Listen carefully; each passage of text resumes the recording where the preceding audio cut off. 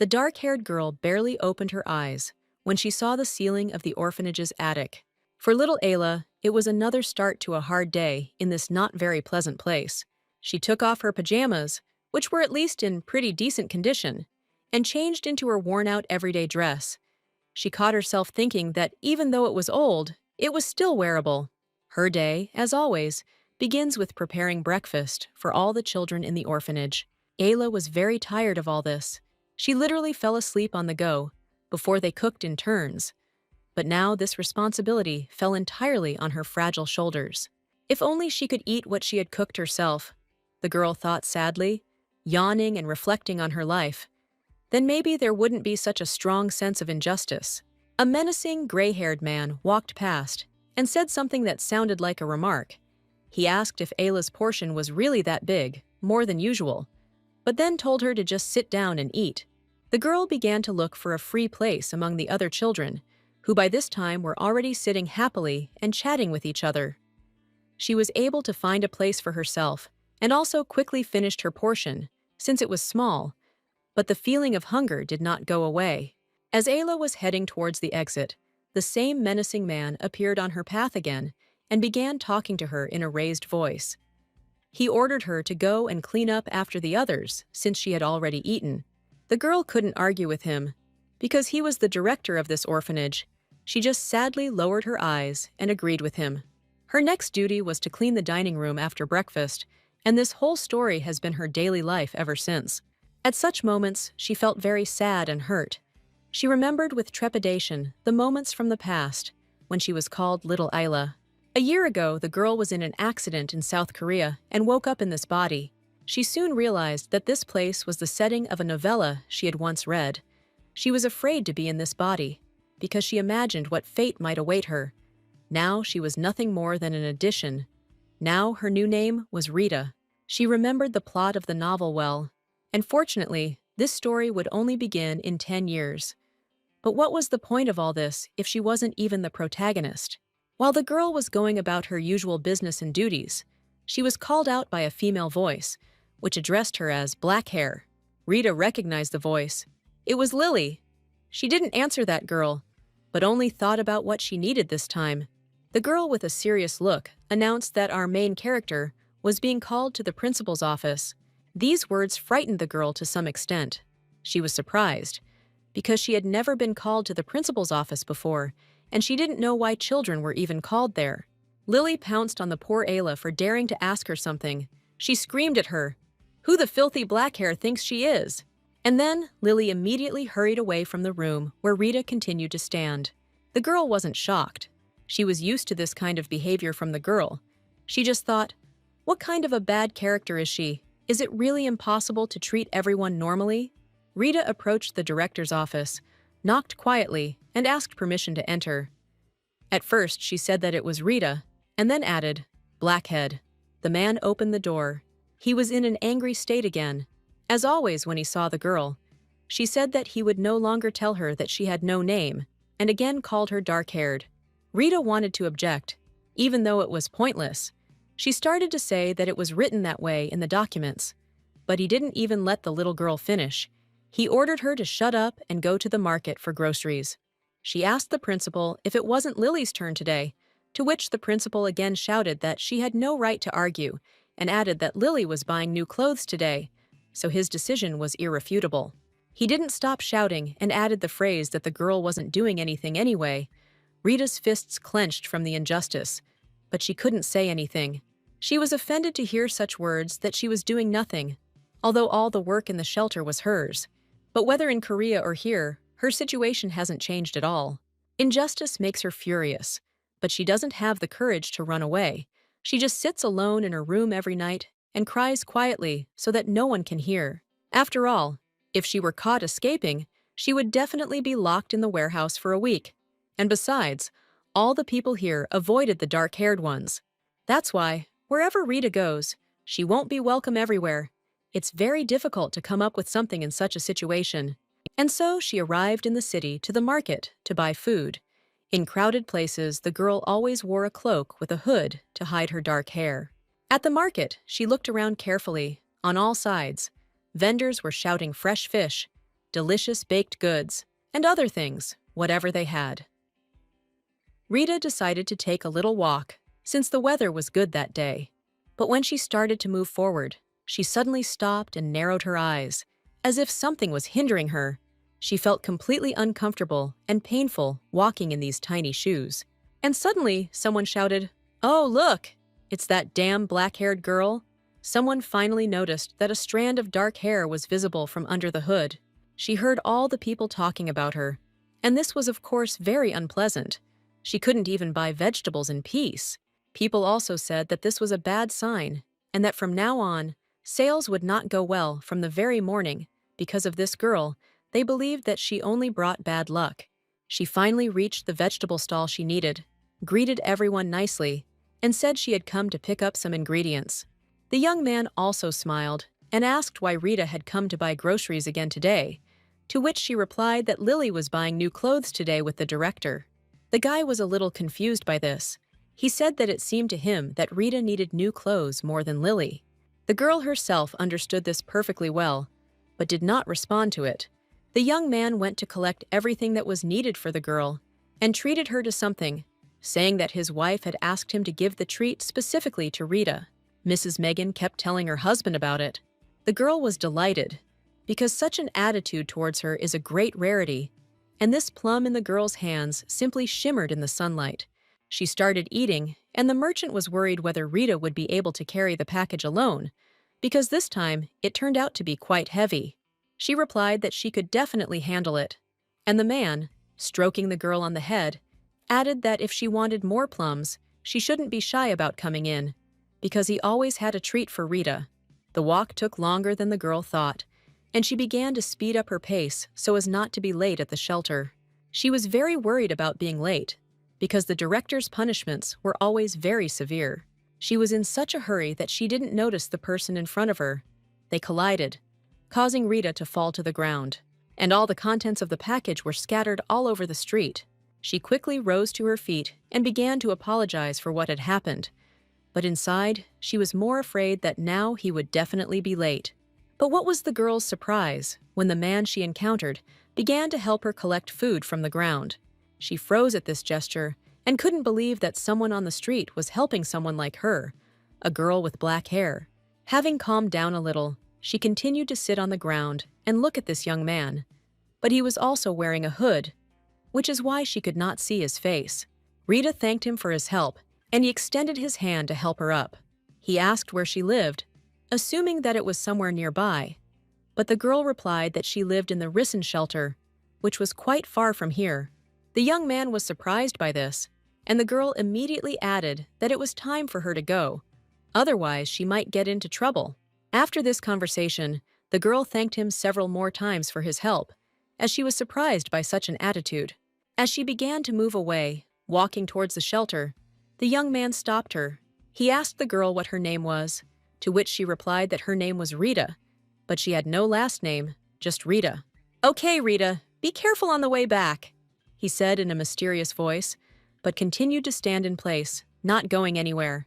He looked after the girl, and when she was already far enough away, he said, "I will come for you soon, my daughter." Then he called out the name Kyle, while the man was already standing behind him. He told the second man that they had to go to the Risen shelter tomorrow.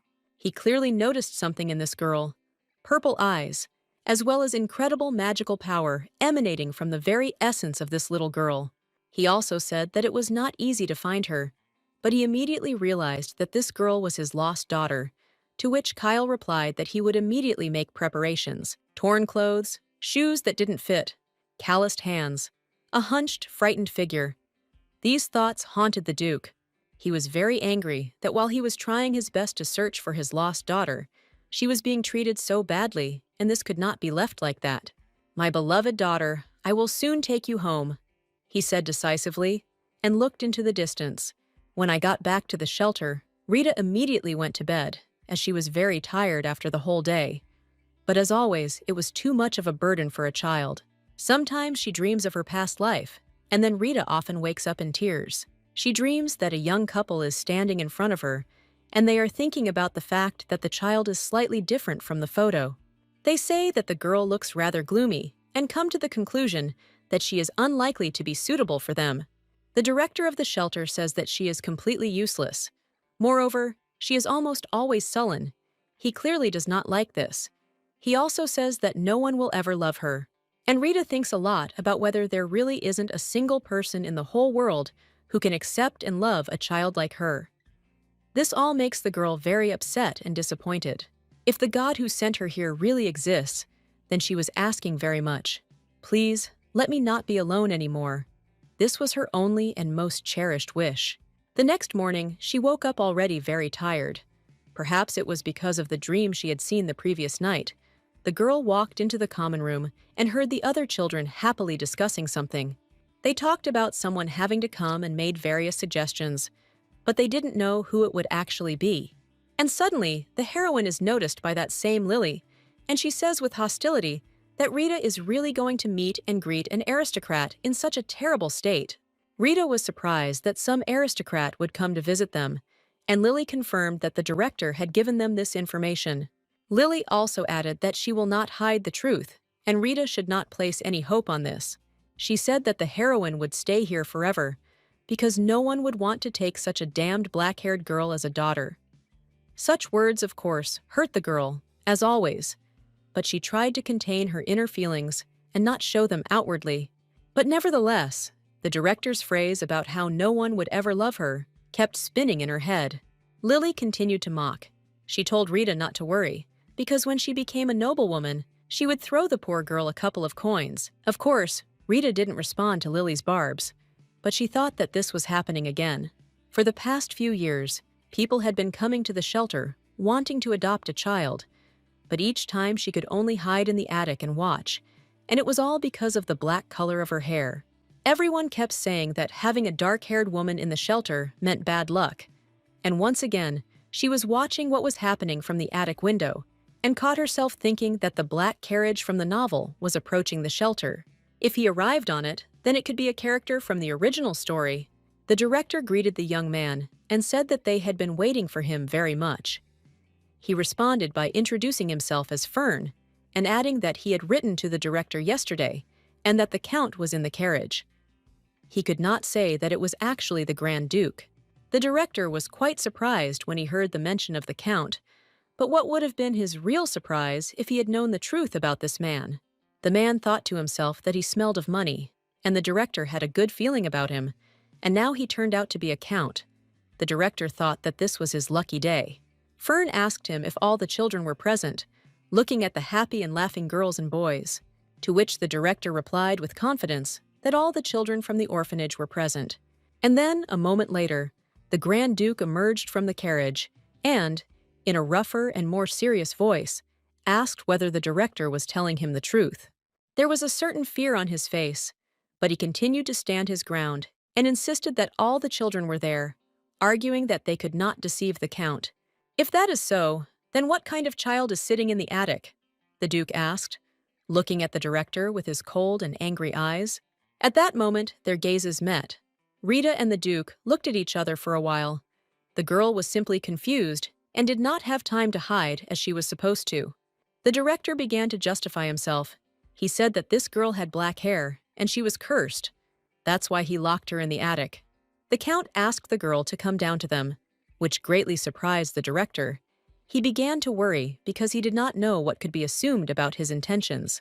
Because the director stood there for a while and thought, the Duke became angry and, approaching him, repeated his order again, adding a question about whether the director could even hear him.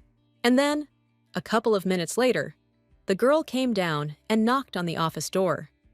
She said that it was Rita, although the man did not allow her to introduce herself by name. But this time, they opened the door. As soon as the girl said her name, she also did not understand what was happening and was very worried. She realized that the person sitting in front of her was the same person she had seen from the attic window. Rita was very worried. She was sure that she would be scolded again. Fern immediately leaned closer and introduced himself, addressing Rita as a little lady. Confused, she again said that her name was Rita, to which the man replied that he was very pleased to meet her, and then asked how she usually spends her time there. She began to tell him that she usually helps with cleaning and cooking, and when she has free time, she goes up to the attic. Fern was noticeably surprised that the little girl cooks herself. But then the director intervened in the conversation, saying that it was very funny that a child who was not even 10 years old was preparing food himself. The Duke approached the heroine and asked the girl to come with him. He promised that she would no longer have to cook or live under someone's close supervision. He extended his hand to the girl, but the little girl could not believe that she would be allowed to do this. Of course, the Duke answered, and continued to look at Rita with hope and kindness in his eyes. To which the girl began to sadly say that she didn't believe it, since she wasn't pretty and had damned black hair. But the man replied that it didn't matter at all. He added that for him, she was the most beautiful. The girl was surprised that a man would say such kind words to someone he was seeing for the first time. No one had ever said such things to her, even in her past life. It was enough to make her cry. He asked again if Rita would go with him, and the girl extended her hand to him in agreement. The director began to intervene in the conversation again. He stopped the count and asked again if he really wanted to take this girl. The Duke stood up and hugged Rita tightly, pressing her to himself. He asked the director if there was a problem with this, to which he began to fawn and say that there were many other cute children in the orphanage, and they could look at someone else, adding again that this girl had damned black hair. The director did not understand why he chose Rita out of all the children. He was worried that if he took the girl, who would cook and clean here? Fern interrupted his thoughts and asked why all the other children were wearing new clothes, while only Rita was wearing old rags. The man was a little confused, but said that it was because of their financial problems and that they supposedly had no choice. Fern began to study some documents and read aloud what was written there: theft of parishioners' collections, the use of donations for personal expenses. Fern added that he understood why he was having financial difficulties at the shelter. The Duke asked Fern what the usual punishment was for such a thing, to which he replied that at the very least the director should be removed from office, all his assets confiscated, and exiled. The director shouted that the Count could not do this to him, especially because of that damn brat, meaning Rita. But the blade of the sword was already at the director's neck, and Fern advised him to watch his tongue, adding that he was still breathing only because there was a little lady in the room with them. The Duke ordered the director to be taken away. The little girl stood there in confusion. And now they were heading to the carriage. The Duke was carrying the baby in his arms, and in the distance the director's cries could be heard asking him to let go. The man asked Rita if she had anything she would like to take with her from the shelter, to which she replied that she didn't have any things here, and she just wanted to leave. The Duke agreed and said that as soon as they arrived home, the girl would have everything she wanted. Rita was surprised to hear the word home and asked again. Such abrupt changes also scared her a little. Yes, home, the Duke answered her, and when he looked at the girl, his eyes shone with happiness. And finally, that moment of calm arrived. The heart began to beat less quickly. They headed home in complete peace. They got into the carriage and began to drive towards the ducal estate. For a long time it was quiet inside. Everyone drove in silence. Rita was at a loss. She even began to think that this was all bad, and that it shouldn't have happened this way. She felt out of place. Sitting on the Duke's lap, she thought about how ashamed she was. Such an inconspicuous girl, to be next to such a man. She had been too strongly instilled with the idea that she was nobody, and also cursed because of the color of her hair. And unfortunately, all she did now was cry nonstop, for which she was also very ashamed. Then thoughts began to come into her head that after some time, the Duke would decide to bring her back. How the children from the orphanage would treat her after that, probably even worse. But then the man removed the hood of his cloak from his head, and Rita saw in front of her a man of pleasant appearance with beautiful eyes. But what was more surprising was that he also had black hair. She was so surprised that she couldn't help but ask if his black hair was real, to which the Duke replied in the affirmative. He began to tell Rita that he had a charming daughter, a child whom he had vowed to cherish and protect forever. But 7 years ago, he lost his daughter and wife in an accident. The wife died immediately, and the daughter was declared missing. Since then, the Duke has been looking everywhere for the black-haired girl, his daughter.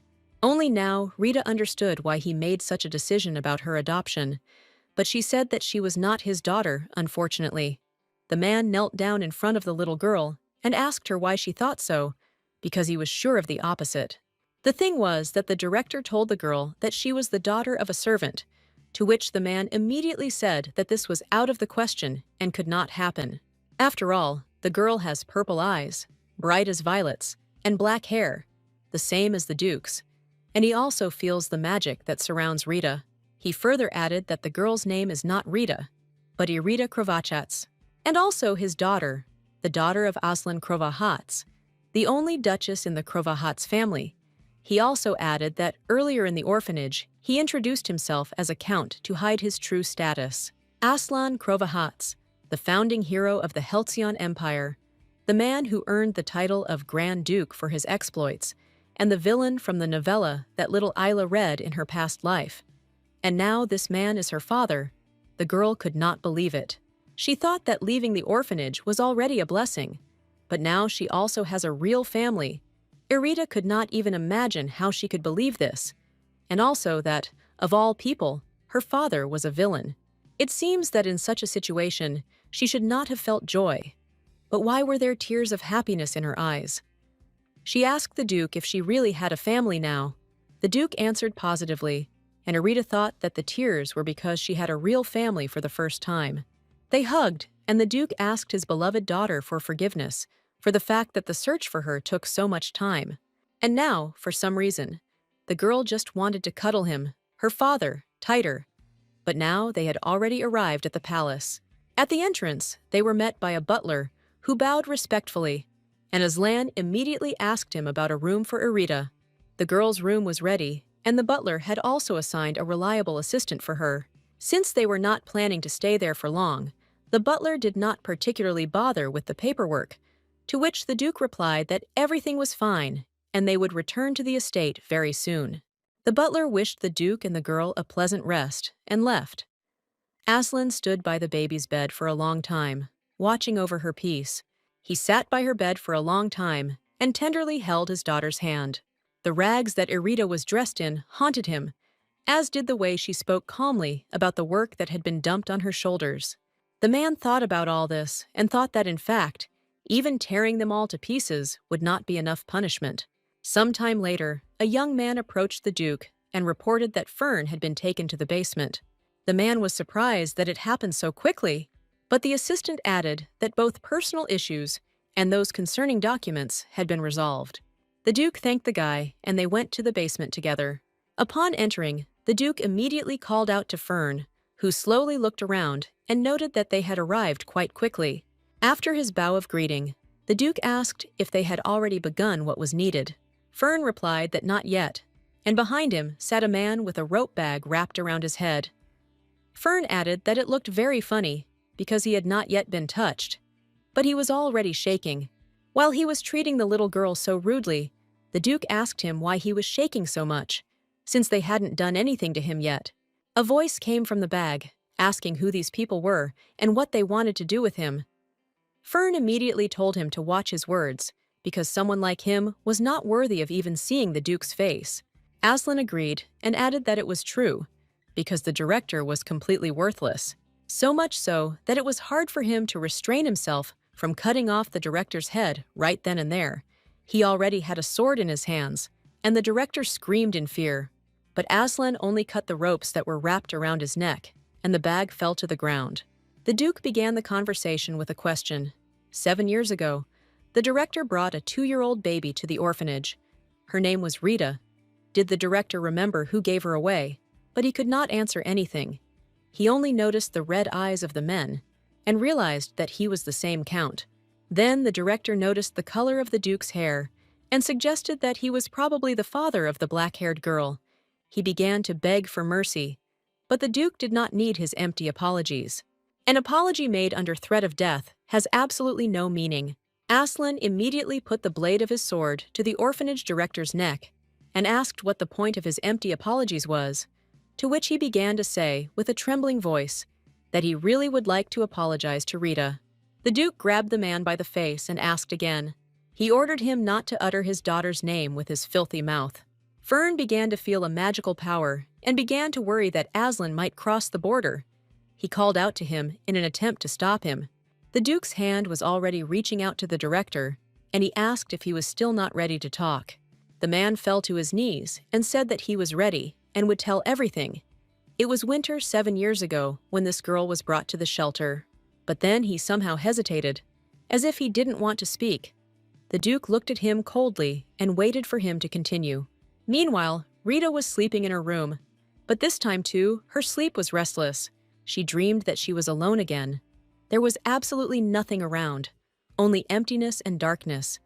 How pitiful it was to look at this, the little girl thought. She began to hear voices that kept telling her, "How could anyone be as useless as you? You were gloomy, insignificant. That's why you were abandoned." She started crying and screaming, covering her ears with her hands, closing her eyes. The girl asked not to talk like that. But in the distance, she began to hear the voice of the Duke, who was calling her by name. "Erita, my daughter." The girl heard from all sides, and the space gradually began to acquire colors. This voice seemed to lead her out of that darkness and gloom. Suddenly, she opened her eyes and saw her father in front of her.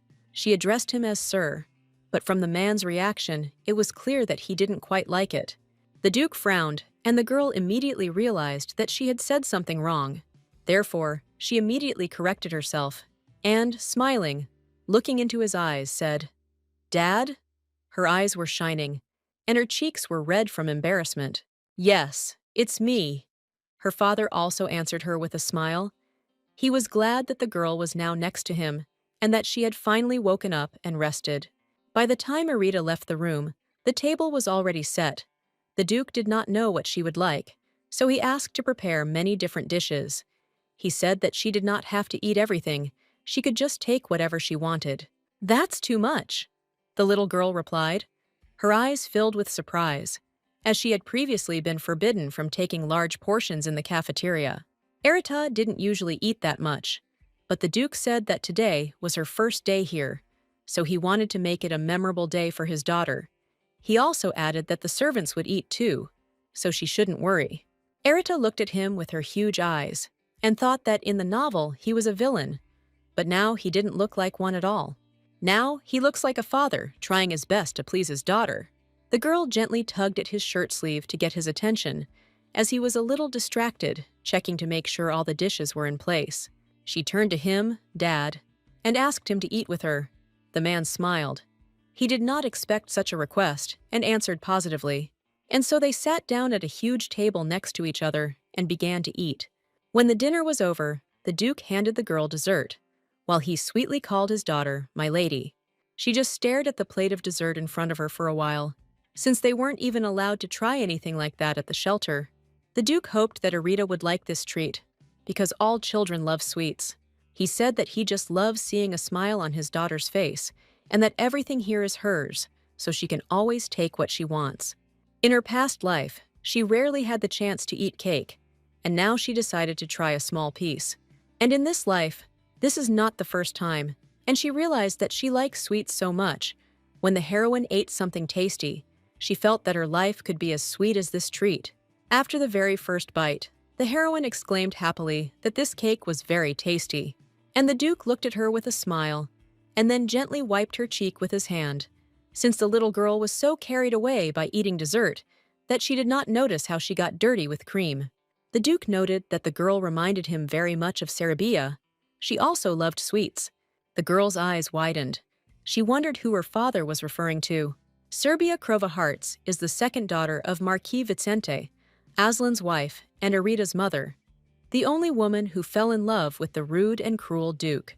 He began to tell the girl that Serbia was her mother. She loved sweets so much that she even sometimes woke up at night to eat them. Erita listened attentively to all the words. She found herself thinking that she felt strange, perhaps because this was the first time she had ever said the word mom. The little girl was very interested and began to ask her father about what her mother was like, to which he replied that she was very kind and caring. He added that, unlike him, Serbia knew how to share its concerns with others. She was also incredibly beautiful and charming. She never hesitated to give her love. Everyone adored her. And even now, as if in reality, the Duke remembers her gentle and radiant smile, which always made him feel so good and calm. Only after seeing her father's expression Did the girl understand what kind of person Serbia was? The emotions her father displayed were simply impossible to fake. He was speaking just as sincerely now. The way he squinted his eyes kindly, the way he talked about her smile. She must have been beautiful, Irita began to think. Just as her father had said, Serbia apparently truly loved her daughter. Evening came, and Aslan took his daughter to his room. He wished her sweet dreams and told her to call him immediately if she needed anything. The girl smiled happily. She was pleased that they were taking such good care of her. She also wished her father good night and went to bed. But she couldn't fall asleep right away. She wanted to enjoy every minute spent here. So many different changes had happened over the last day. She even learned for the first time what a hot bath was. For the first time, she felt what it was like to sleep on a soft bed, and not on the cold attic floor. She also thought about her father, Aslan the blood drinker. Unlike the novella, in which he smells of blood, in reality, he only has a pleasant smell. She wondered if something had happened that had changed him forever. Also, in the original story, there is another villain. Upon arriving at the duchy, she was supposed to meet her older brother. His name is Alan, Erita's father told her. You may not remember him, but he was very interested in you. And now she even knows his name, Alan Crovahearts. In the original story, he was the villain who died along with Aslan, and now the girl has taken over the body of the youngest daughter of this family. Erita continued to simply lie there. She even looked at her hands to understand if this really wasn't a dream. She thought she was just a side character who didn't even appear in the novel, but it seems like she really is the lost daughter of the Crovahearts family. It sounds like something out of a melodrama series, the little girl thought. A year ago, after she found herself in Erita's body, the girl felt so bad that she couldn't even walk. The worker locked her in a warehouse, and the baby survived on bread and water alone. She only stayed alive because she had memories from her past life. But in the original story, Erita would have died. Perhaps the poet's father in that story became the villain. The little girl clenched her fists and began to convince herself that she had never been abandoned, and that she had always been the favorite child in the family. She didn't know how she ended up being the hero of this story, but one thing is clear. Her existence influenced the original plot. In this case, the girl made a firm decision that it was worth changing the plot even more. She wanted to make sure that her father and brother found happiness in the future. The next morning, the maid exclaimed at how beautiful the little lady looked in her new dress. This dress really fit the little one perfectly, and the color went very nicely with the color of her eyes. The maid handed Erita another dress. She said that, in her opinion, this color would also look good. The girl happily replied that she would try it on soon, too. But the maid didn't stop offering different options. She wanted the little girl to try on all the most beautiful and expensive things. Erita even felt dizzy from such pressure, and she asked Mary to stop. The girl's father entered the room. He looked simply amazing. This green suit, embroidered with expensive stones, perfectly matched the black color of his hair. The girl immediately apologized to him for keeping him waiting. The Duke took the girl in his arms and kindly reminded her that he had asked her not to run here, as it was dangerous. But the girl only wanted to quickly be next to him.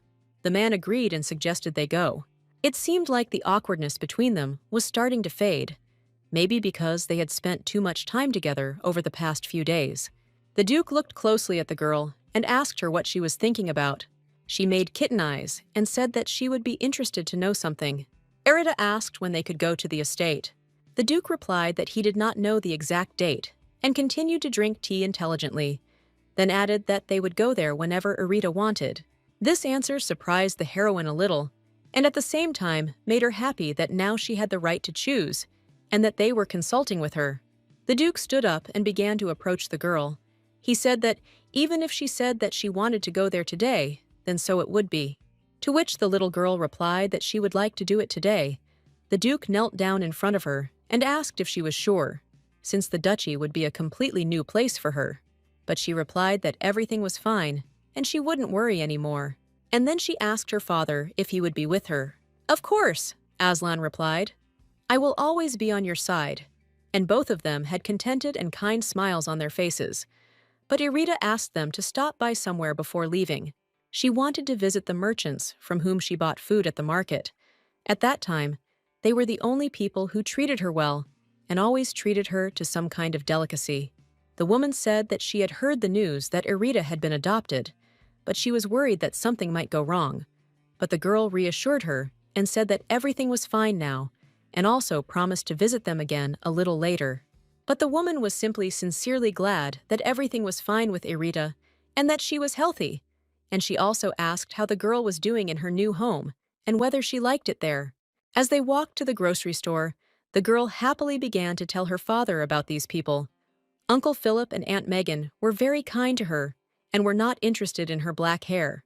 That's why the heroine wanted to say goodbye to them before they set off on their journey. The Duke realized that they were truly good people, in which case he supported his daughter and said that saying goodbye to them was the right decision. Philip and Megan wished the little girl to remain as strong as she is, and for everything to be well. When the girl finished saying goodbye, the man took her in his arms and suggested that they go. She smiled because she felt the warmth of her father's embrace, which had already become like family to her. The first year when the girl found herself in this body was truly very difficult for her, but now she can finally be happy, at least a little. The Duke took his daughter by the hand and asked if she was ready, adding that they were leaving from the backyard. Erite was curious how long the journey would take. It seemed the Grand Duchy was quite far from the capital. The man calmly asked the girl not to worry about the journey, adding that Erita would go there with someone she already knew well. She was supposed to go with Fern, who was already waiting for them in the backyard. Coming closer, Fern said that everything was ready. It was difficult to prepare in such a short time, but he managed, to which Aslan replied that that is why he is his right hand. The girl began to hide behind her father. She was a little shy, but Fern, smiling, extended his hand to her and called her my lady. Kneeling down in front of the heroine, he said that he could finally introduce himself. He said that his name was Fern Eilish, and he was the Grand Duke's chief assistant. The girl began to worry about him kneeling in front of her, and it was quite dirty here, to which he replied that this was an official performance, so it should comply with the rules. He also noted that the little lady was very kind. When the man stood up, he told the girl that it was time for them to hit the road. The little girl asked where the carriage was, and the men looked at each other. The Duke extended his hands to the girl and said that he had forgotten to explain something. The thing is that they travel using teleportation magic. If they went by carriage, it would take a whole month. Erita was surprised that it was possible to travel such distances using magic, to which the Duke replied that it was impossible for an ordinary mage. For Fern, however, it was quite possible, but only with a little help. It was necessary to put on a necklace that enhances magical power. He warned the girl that she might feel a little dizzy, but she should still keep her eyes closed. The Duke added that if she was scared, she should just squeeze his hand and he would always be by her side. Fern began to cast a spell in an unknown language, and the space was plunged into some kind of whirlpool of blue energy. There was no choice anymore, and I had to close my eyes. And so they arrived. Fern understood that the little girl might be a little surprised, especially since she felt the magic of teleportation for the first time. It was incredible. They arrived so quickly. "Welcome home, Erita," said her father. When they entered the estate, the maids were already standing at the threshold, bowing their heads respectfully to greet the Duke and his daughter. The little girl was very worried, because there were so many people around, and everyone treated her completely differently than they did in the orphanage or in her past life. She could not believe that all this was happening to her in the real world. She told her father that she felt very excited because so many people were greeting her. Aslan asked the maids to return to their places, as the child was feeling uncomfortable, and the women immediately began to carry out the Duke's instructions. Suddenly, the girl heard a familiar male voice, which addressed her with trepidation. "My lady, we meet again. Welcome home," said the butler, and bowed. The girl thought about this man for a while, and then she screamed, "The butler!" She saw him in another mansion just recently, but surprisingly, he arrived here first. He replied that a servant should never arrive later than the master. Mary was also already there and had managed to tidy up Erita's room. Aslan asked the butler if everything was ready, to which he replied positively and offered to immediately show them to the room. The father asked the girl if she wanted to see the room, but in general, they could go wherever she wanted. The little girl's eyes lit up. She couldn't wait to see her new room. They arrived at the place, and the Duke, opening the door, said, "Come in, this is your old room." The girl stood in place for a while and looked at everything carefully. She was surprised and delighted at the same time.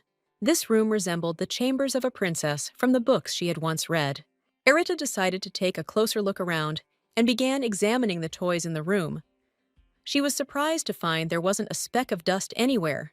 She also felt that all the people around her were waiting for her arrival and preparing, and all their emotions were very sincere and not feigned. The Duke watched everything from the side, but suddenly he noticed that the smile had disappeared from his daughter's face. This alarmed him greatly because he tried to do everything at the highest level. He asked the girl what happened. The Duke assumed that she didn't like the room, and then he offered to choose a friend if she wanted to. Erida smiled and replied that it was not the matter at all. She was just very happy to be back home, and she really liked this room. She thanked her father for this. Aslan was glad to hear such words, but still reminded her that if she wanted to change the room, she should just say so. A moment later, their conversation was interrupted by an unfamiliar voice that said the word "Dad." Opposite the Duke and Erida stood a young man who introduced himself as Elan. He was the heir to the ducal family and Erida's older brother. This boy was incredibly similar to his father. The same hair, the same bright red eyes. He came closer to the girl to get acquainted, and for a moment they froze in front of each other. Erita heard that he was 5 years older than her. The heroine continued to look at her brother with wide eyes. Meanwhile, the guy was also standing opposite, staring at Erita. Suddenly, the little girl clutched her heart. She felt something strange inside, but she didn't understand what exactly. It was a bit like the magic she felt on the way here during teleportation. The girl couldn't breathe. Some kind of aura was emanating from Elan, but she couldn't understand why he was using magic now. But suddenly, a heavy hand fell on Erita's shoulder. It was his father's hand. He turned to Elan and asked him to control his emotions, as his powers were overflowing and affecting Erita. Now the girl could breathe again. She began to understand how to control her powers. And Elan, meanwhile, apologized to his sister. He then apologized again and asked if he could come closer to her for just a second. The girl had not yet had time to answer, but he had already taken a step towards her and was standing very close to her. He looked at her for a long time and simply remained silent. Then he touched Erita's long, beautiful hair and said his name. It seemed he was surprised that after so many years, he was seeing his own sister in person. He gently hugged the heroine and thanked her for coming back, and also promised to never leave her alone again. Tears began to flow from Island's eyes. It was clear that his brother was happy to see the family reunited after such a long time. But this was too much. After this, the little girl decided to go and distract herself with the toys and dolls that were in her room. But Aslan and Elan continued to stand and be touched by the fact that the little girl was playing. She wondered how long they were going to stand like this and watch her. But after some time, they approached her. Her father said that they were leaving so that Erita could rest. He offered her to change into more comfortable clothes and said that she could do whatever she wanted, which the girl was very happy about. After which, Aslan began a conversation with his son. He said that he spent many years searching for Erita, but as it turned out, her disappearance was not accidental. So now they need to keep the fact that they found her a secret. Aelin decided to clarify whether his father meant that there were people who needed Erita and received a positive answer. He then asked his father if he had any idea who could have done this, to which he also answered in the affirmative.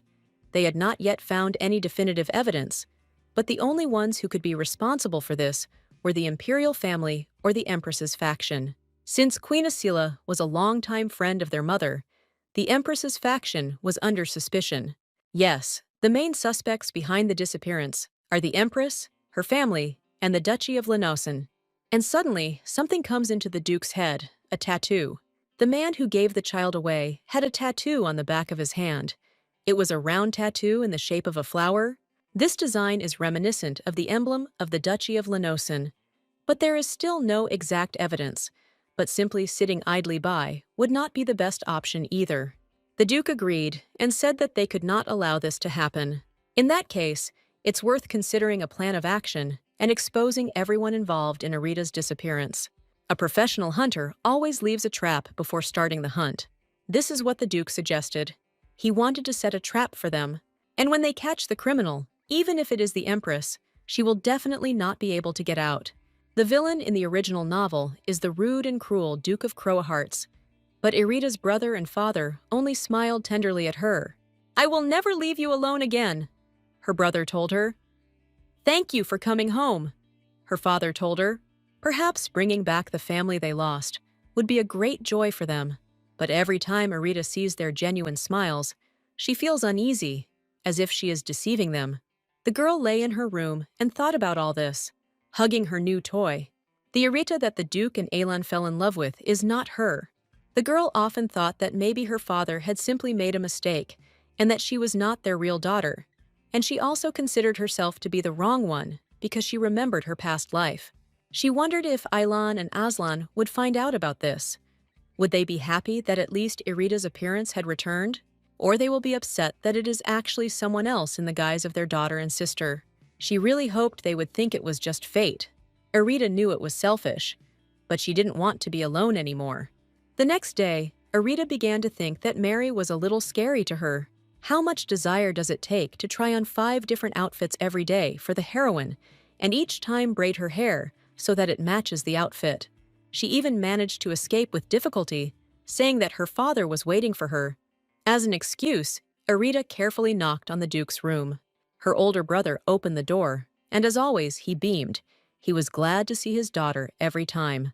He offered to come in and added that he was already getting bored. The girl thought that he was saying such things too simply. They approached their father together, but something surprised Irita, and she stopped. Aslan sat in front of her and held some kind of piece of paper in his hands. Irita exhaled and thought it was good that he was here, and not just her brother. The father sat the girl on his lap and asked if she had finished examining the room. She replied with a smile that she liked everything very much. Then she thought that, without thinking twice, she had rushed sharply towards her father, and only now thought that Aylan might not like it. Perhaps he would be jealous. Aylan seemed to understand and gestured to his sister not to worry, and his father noted that he hadn't seen his son smile like that in a long time.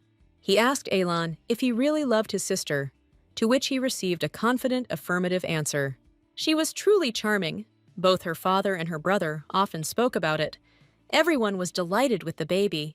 But then Aylan suggested that his father stop, as he noticed that his behavior was embarrassing Irita. And besides, they wanted to talk about something important. This began to worry the girl, because she could not imagine what important thing they wanted to talk to her about. And the Duke explained that, for now, he would like to keep the little girl's return home a secret. Irita fell silent. She didn't know what to answer, and moreover, she didn't understand for what purpose and whether it was bad. But then Aslan added that in order to prevent possible danger, he asked his daughter to stay in the mansion for now, even if it would be somewhat inconvenient. She agreed with a smile, but in her mind she wondered if he even took her opinion into account on this matter. He made this decision for safety reasons, and after the conversation, he thanked his daughter for her understanding. The Duke then suggested they take a look at the mansion. But suddenly, Fern entered the room. He held a huge stack of some papers in his hands, and opening the door with a sharp movement, he joyfully greeted the Duke. As he approached Crowahearts with the documents, he also noticed that the young lady and the gentleman were also there. The Duke did not immediately understand what Fern had brought him, to which he replied that these were all the documents that had accumulated during his absence, and he had sorted out those that would need to be filled out today. Aslan, a little confused, apologized to his daughter for not being able to show her the mansion. Fern also apologized to her, but the little girl replied that everything was fine. She also added that she might go see the mansion with her brother. Aylan was only happy with such words and said that he would be happy to show Irita everything, and Fern wanted to join them. She gently extended her hand to her brother, so as not to get lost, and he asked if she was upset that her father wouldn't be able to go for a walk with them today. "Of course not," Irita answered with a smile as always. They left, and Fern replied that the young master seemed to be in a great mood today, referring to the Duke's son. He also noticed that he began to smile much more often. He had only seen Aylan's smile in front of Serbia, and now in front of Irita. This is why the Duke cannot forgive the one who took away the smile of his son and his daughter. Fern added that he has new information on this matter. The Empress's informant visited the orphanage, pretending to be a family member, and coming to identify the director's body. The main question was whether there was any information left about Erita in the orphanage. According to the documents, the girl was adopted by a foreign nobleman. The Empress won't be able to find her, even if she tries. This bunch of nobles will disappear into the sea along with the sinking ship on the way to their homeland. Okay, what about that man? The Duke asked. To which Fern replied that Kyle was on their tail and could catch them at any moment. They hid well for 7 years, Duke Crowhearts noted. He asked Kyle to drag that man here without damaging a hair on his head. He wanted him to fully experience what the true wrath of Duke Aslan Bloodheart was like. Ailan and Erita were walking around the mansion, and the girl suddenly stopped at a large window. She was delighted with what she saw. She saw such a beautiful garden for the first time. She stood as if enchanted and simply admired this place. "When you were little, you really liked it here," Ailan said, and these words caused surprise on the girl's face. Then the brother began to tell the story of this garden. It turns out that the Duke made it especially for their mother. Serbia always wanted her own garden, but she had a hard time taking care of the plants, so Aslan did it for her. Now, Erita remembered that the garden really was in the original story. The place where Aslan first showed his weaknesses, just before his death. She now realized that it was the Garden of Serbia. Erita decided to push these thoughts away and not think about the bad events of the original story that hadn't even happened yet, when suddenly her brother called her name. He asked his sister if she wanted to go for a walk. Of course, the girl was only happy with such an offer. They approached the fountain, which also caused surprise in the little girl. She even exclaimed, "What a huge fountain!" Then her attention quickly turned to the equally beautiful flowers that were everywhere there. She loved absolutely everything about this place. But because they walked too much, the heroine's legs began to hurt, and she told Elan about it. But then she hesitated and said that she was joking. Her brother asked her to answer honestly, but the girl's face looked embarrassed, and for some reason she apologized. She didn't want to tell him about it because she didn't want Elan to continue treating her like cotton candy. The guy laughed and asked if she didn't like that they treated her this way. Erita began to deny it and added that she just didn't like that her brother treated her like she was helpless. He added, like helpless cotton candy, and began to laugh even harder. He asked for forgiveness, but he found it very funny. However, he asked the girl not to force herself to go and suggested that she rest under a tree. But something caught Ailan's attention, and he asked Erita to wait. They sat down under a tree, and the girl wondered how long it would take her to get used to this kind of treatment. She began to think that maybe even her whole life would not be enough to get used to this. But her brother asked her to look up. Something surprised him. "The light passing through the leaves resembles stars," he said. And then he added, "as bright and beautiful as my little sister, and warm, gentle as sunlight." If Elan found out who Erita really was, would he continue to be so kind to her? The heroine wondered. If this warmth disappeared, would she be able to find out? She lowered her head sadly and drew her knees up, then asked if he really thought of her as a little sister. "Of course," Ailan answered. But she immediately asked the next question. "What if you were wrong? What if she is just another girl with black hair and purple eyes?" The heroine was very worried about these questions, and now she was finally able to say them out loud. She even began to hope that he would now say that he knew that she was not Erita. Life in the shelter, loneliness, all of this could be endured. The girl began to speak further. She continued to hope that he would now say that he had realized this a long time ago, that he did not need her. Suddenly, her brother just hugged her tightly so that she wouldn't worry. He wanted to calm his sister and let her know that he and her father really love her and are afraid of losing her. He added that if she was afraid, she should just trust him and her father. "We're not wrong," Ailan added, continuing to hug his sister. "The one we love and the one we have recognized as Erita is the real Erita," Ailan added. He promised that they would never be separated again, even though her brother said that she was the real Erita and that he and her father were not mistaken. The girl's soul was still heavy, because to be honest, she was still a stranger to this body. She felt that way and didn't even know why she ended up here. and standing on the balcony of the mansion, she thought that perhaps it was worth going to the palace to find out more about this. But even if so, the love between Elan and his father will not change. The girl thought for a long time and convinced herself to be strong. The people who love her, the people she loves, are changing their terrible future. She came to the decision that this was all she needed to focus on for now. A few days later, the Duke and his son are standing in the corridor. Aslan asks him if this is true, and he replies that it is. Alan says it still breaks his heart to remember how Erita cried. The Duke couldn't believe it happened. Erita should have accepted the love of her family without hesitation, but she feels like this love does not belong to her. And even worse, she is afraid of being abandoned. Her father asked Alan, if this happens again, to calm Erita down. Their conversation was interrupted by Fern, who appeared as suddenly as always. He reported that Kyle had successfully captured the man. He should arrive tomorrow at noon. Now the Duke could officially announce the return of Erita. The one who left the girl in the orphanage apparently thought he was saving her. What nonsense! The Duke was indignant. Fern asked if he should inform Master Elan, but Aslan replied that he would do it himself, as all that was on his son's mind right now was how to spend more time with Erita, and all that matters now is her well-being. Official announcement of the return of Erita Crowahearts, daughter of Aslan Crowahearts and Grand Duchess Crowahearts. The glass flies to the floor with screams after seeing the news. The red-haired girl is furious. She screams that this pathetic girl should have died in the sea, while the maid tries to calm the girl down. I was sure that she was dead. She continued to scream and crumpled the piece of paper on which the official announcement was written. 7 years ago, without having confirmed the heroine's death with her own eyes, the girl never thought that all this would come back and haunt her. 1 more year and everything will be ready, she said. She began to reassure herself that everything would be all right. After all, she ordered this to be dealt with, no matter how strong Crowahearts was. They would never be able to know the truth after 7 years. The girl decided that she needed to end this immediately, before Crowahearts got to the bottom of the truth.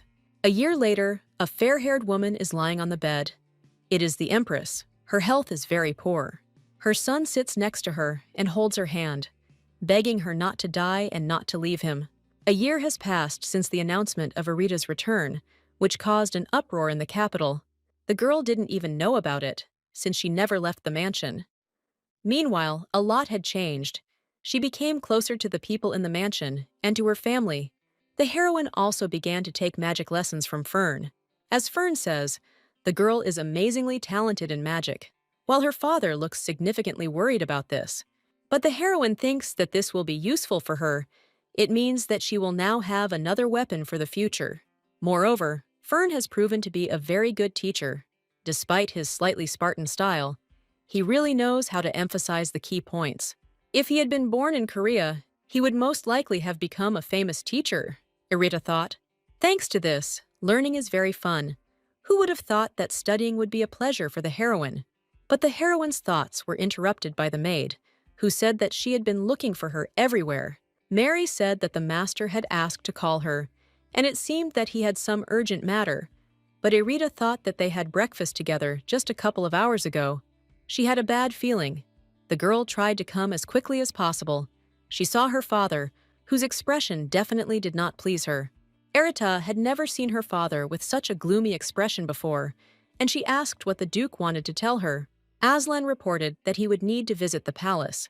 The fact was that the Empress had died. Azila Villarida, of the Marquisate of Valeria, Empress and mother of the 23rd Emperor Gamrian.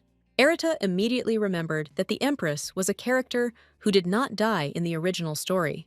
She helped Kalion become emperor and introduced him to the main female character. The fact that she is dead means that the future will be changed. The heroine immediately began to think that the possible reason for these changes was her existence. In the original story, Aslan didn't find his daughter. The Duke interrupted her thoughts and asked if everything was okay, and also said that if she didn't want to, she didn't have to go and could stay in the mansion. But the little girl looked at him with her bright eyes and said that everything was okay, and she would go with him. She felt that she had to go in person. The girl felt that she needed to see it with her own eyes. The Duke said that tomorrow he needs to stop by the mansion in the capital, and then he will head to the palace.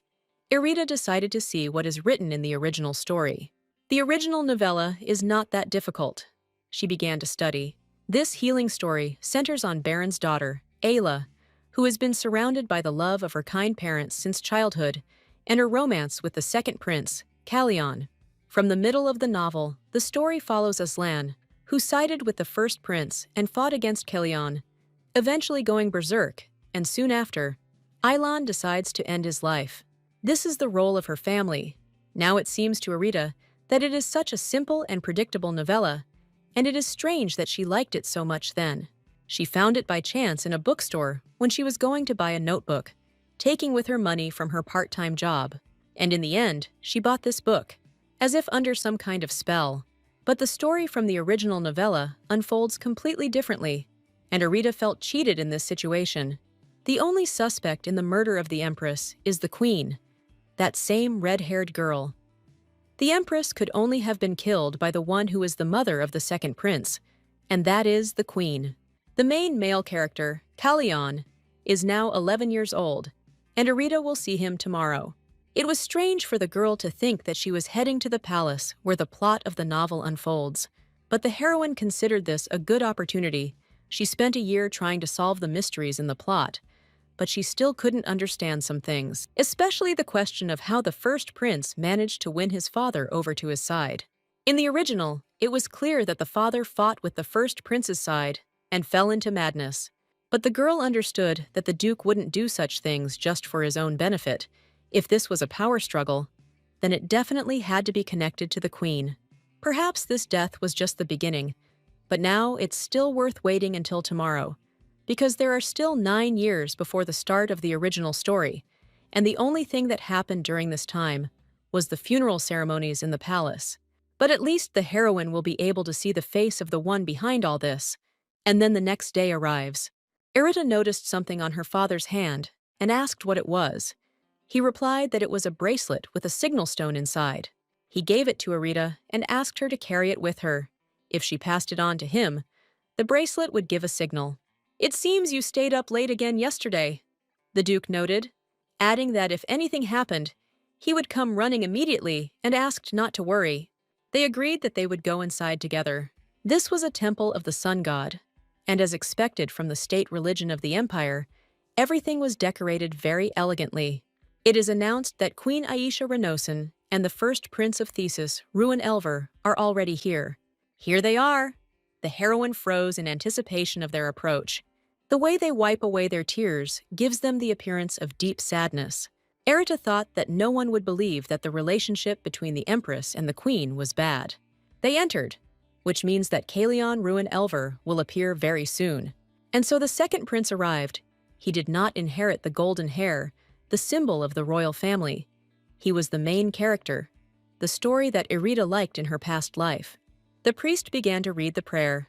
Silence reigned all around, and the one who lost his family due to the change in history suffered the most. But Irita noticed that he was pretending that everything was fine. He was clenching his fists so hard that his hands turned pale. It doesn't matter that he's a prince. Staying calm after his mother's death must be hard. They say that the Empress died right before Kalyan's eyes. It is hard to imagine the shock he experienced. Irita thought about what if he lost the only person who understood him because of her. After all, the only thing that differs from the original novel is Irita herself.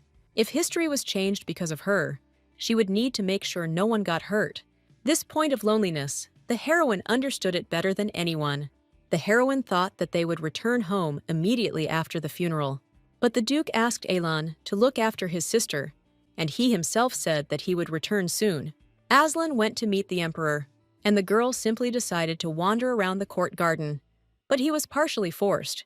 She noticed that even the fountain was decorated with jewels.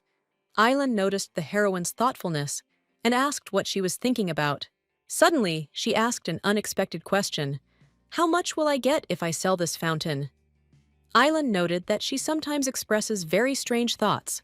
The girl asked him not to mock her, but he continued this topic and said that if she liked this fountain, then they could buy the same one for their garden.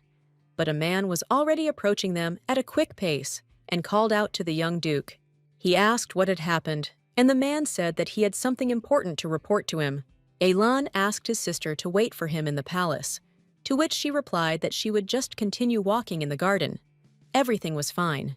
He was a little worried and asked again if it would be okay if she was alone. But the girl repeated that everything was fine, reminding her that she had the bracelet her father had given her. Elan reminded her once again that if anything happened, she should immediately call him and he would come running, and with that, they said goodbye. The heroine decided that she wanted to practice magic, and after moving away some distance, decided that this place was perfect. She began to cast some spells and remembered the exercises Fern had told her about in class. The efforts were clearly paying off. It had become much easier for Irita to control magic. Now it was time to take the next step. But suddenly, she had to stop. She noticed that Kalion was next to her. But what was he doing here? For a while, they just stood and looked at each other. The boy apparently didn't expect to see anyone here either. Irita was confused and didn't understand what to do. Maybe she should say hello, she thought. And when she opened her mouth to say a greeting, the boy put his finger to his lips, indicating that she should say nothing and behave quietly. In the distance, the heroine heard voices that were clearly looking for the prince. She assumed that he wanted to hide from everyone, but accidentally stumbled upon her. Kalion apologized and asked to be quieter. But suddenly, the guys heard footsteps approaching them. Apparently, people heard them talking here. The voice continued to repeat questioningly, "Your Highness, are you here?" But the boys sat silently. Irita decided that there was no choice, and that Kalion needed help. She hid them with the help of magic, and in an instant, they seemed to evaporate into thin air. They continued to remain silent, despite the fact that they were not visible, and the man who was looking for the boy thought that he imagined it and began to leave. The boys sat in silence for a while, just in case, so as not to attract unnecessary attention to themselves. Irita explained that they had to hurry, which is why they were too close under the dome. Kalion began to speak in a whisper, but Irita said that he could speak as usual. No one would see or hear them. Her father and Fern told Irita not to use magic outside the house, but this time was an exception. She just didn't want Kalion to get hurt because of her again. They looked around to make sure there was no one nearby. The boy thanked the heroine. He said that thanks to her he was not caught, and added that he did not know that the young lady could do magic. He offered the girl his help. Irita extended her hand to him and asked him not to tell anyone that she had used magic. He already understood that the heroine could get into trouble if someone found out, so he promised to keep quiet. The heroine froze for a moment, looking at him, his silver hair, each strand sparkling in the moonlight. But suddenly, he said that it looked like someone was looking for the girl. Indeed, in the distance, voices were heard shouting the heroine's name. They were about to leave, but Irita suddenly stopped Kalion and handed him her bracelet, which she had made herself. She didn't know yet whether it was superstition or not, but this bracelet brought Irita luck. The boy took it in his hands and chuckled a little. She wished the prince to stay out of trouble, because he had no one else on his side. The girl with black hair, the young lady Crovahearts. Kalion heard that she had lived for a long time without even knowing that she had a family. Despite all the trials she has gone through, she still smiles like that.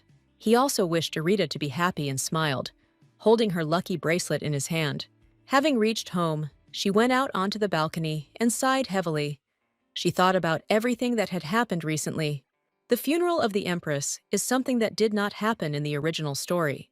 And now, Irita accidentally stumbled upon the main male character in the garden. She put her head in her hands and thought that today had been more like some kind of chaos. The whole day had been out of the framework of the original novella. She remembered her words that she said to the boy as she said goodbye. "You need to find your happiness, Your Highness." This was the icing on the cake. How could she blurt out something like that? The heroine was worried that he probably thought she was talking nonsense. In the original story, Kalion was an enemy of her family. He was responsible for the death of Irita's father and brother.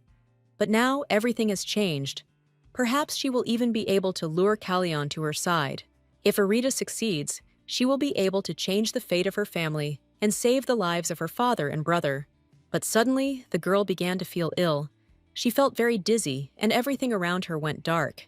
Some voices began to be heard in her head, which insisted that the Grand Duke was not who he seemed, and Arita grabbed her head from such surprise. There must be a reason why the Duke sided with my brother. Maybe it's magic. Maybe it's a curse.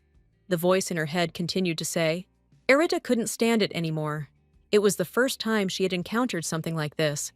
So out of fear and lack of strength, she fell to the floor and waited for it all to end. She couldn't understand why these visions and this silver hair that she accidentally saw in front of her suddenly appeared. She realized that it was definitely Kalyan. Perhaps Arita simply saw something from the untold past of the original story. In her vision, Kalyan spoke as if he knew her father very well. As a man devoted to those he trusted, the heroine began to think that maybe her father initially supported Kalyan, and then for some reason went over to the side of the first prince. Perhaps the first prince and Empress put some pressure on him, and now, when Arita thinks about it, she begins to hear the word curse. Maybe her father would be cursed, but ordinary magic wouldn't work on him since he was a swordmaster. The girl didn't know why she had such a vision, but it was definitely worth thinking about.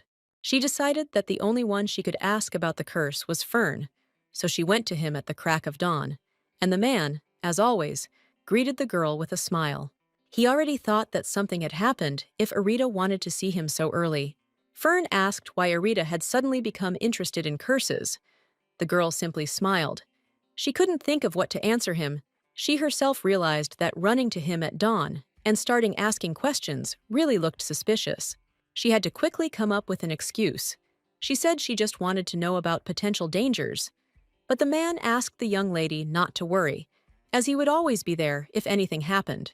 But Arita stood her ground and repeated the question of what he knew about curses, especially those that could work on a swordmaster. Fern was a little embarrassed to hear such a question, and then asked if His Majesty had done anything to offend the girl.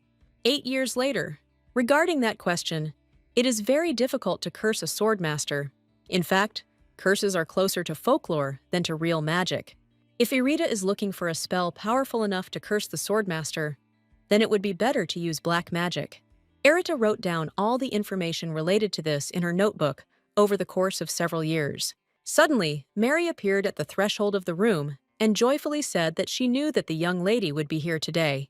The girl also smiled sweetly at the maid and asked her what had happened. Mary tried to gently scold Arita a little while brushing her hair. The maid didn't understand how much one had to love reading to forget about time, because the heroine almost missed her farewell party. Arita apologized and said that she hadn't noticed how time had flown by so quickly. 2 years ago, she and her father had gone north, and today there is a farewell party, because Arita needs to go to the capital, where the coronation will take place, since she has turned 18 years old. Questions, preparations for the coronation. These days were just a whirlwind. The north had felt so frozen and lifeless, but thanks to Arita, it became full of energy for many. That's why everyone looked so sad when the heroine left. Mary said that today she had to make the girl absolutely irresistible, and therefore ordered her not to even think about resisting. And then the doors to the hall swung open. Everything was ready for the farewell ceremony. The Duke was also beautifully dressed and looked as radiant as ever. When he saw his daughter, he said that she had always been beautiful. But now, even more so, the Duke wanted her brother to see her exactly like this. The heroine noticed that her father had even dressed in uniform, to which he replied that Arita herself had asked him about this a week ago. They exchanged compliments and got ready to go inside. Guests had already gathered inside. Pleasant music was playing, and everything was simply top-notch. A smile immediately appeared on Arita's face at the beauty all around her. The Duke watched his daughter's reaction and was also pleased. Suddenly, Fern appeared next to him and said that he could not be late for such an event, and also added that although it was strange to say this, his young lady was already quite grown up. But sometimes her father was still interested in what thoughts were going through her little head and what was keeping her from relaxing. The Duke asked Fern if he knew anything, and then added that if Arita wanted to keep it a secret, he would not pressure her, but only wanted Fern to support her in this. The magic lessons, the research she had been doing since childhood, it was all interesting. The Duke simply asked him to make sure the girl didn't get hurt in the process. Fern exhaled. He realized that Aslan was not aware of her knowledge of black magic and promised that everything would be fine. But Fern warned the heroine that whenever it came to her, the Duke noticed. However, her smile changes everything, and she can do anything. The next day, the girl was already ready for the trip to the capital, and Mary checked whether they had taken everything they needed. Leaving the north after 2 years was a strange feeling, and Arita hadn't really thought about it when she first arrived in the duchy.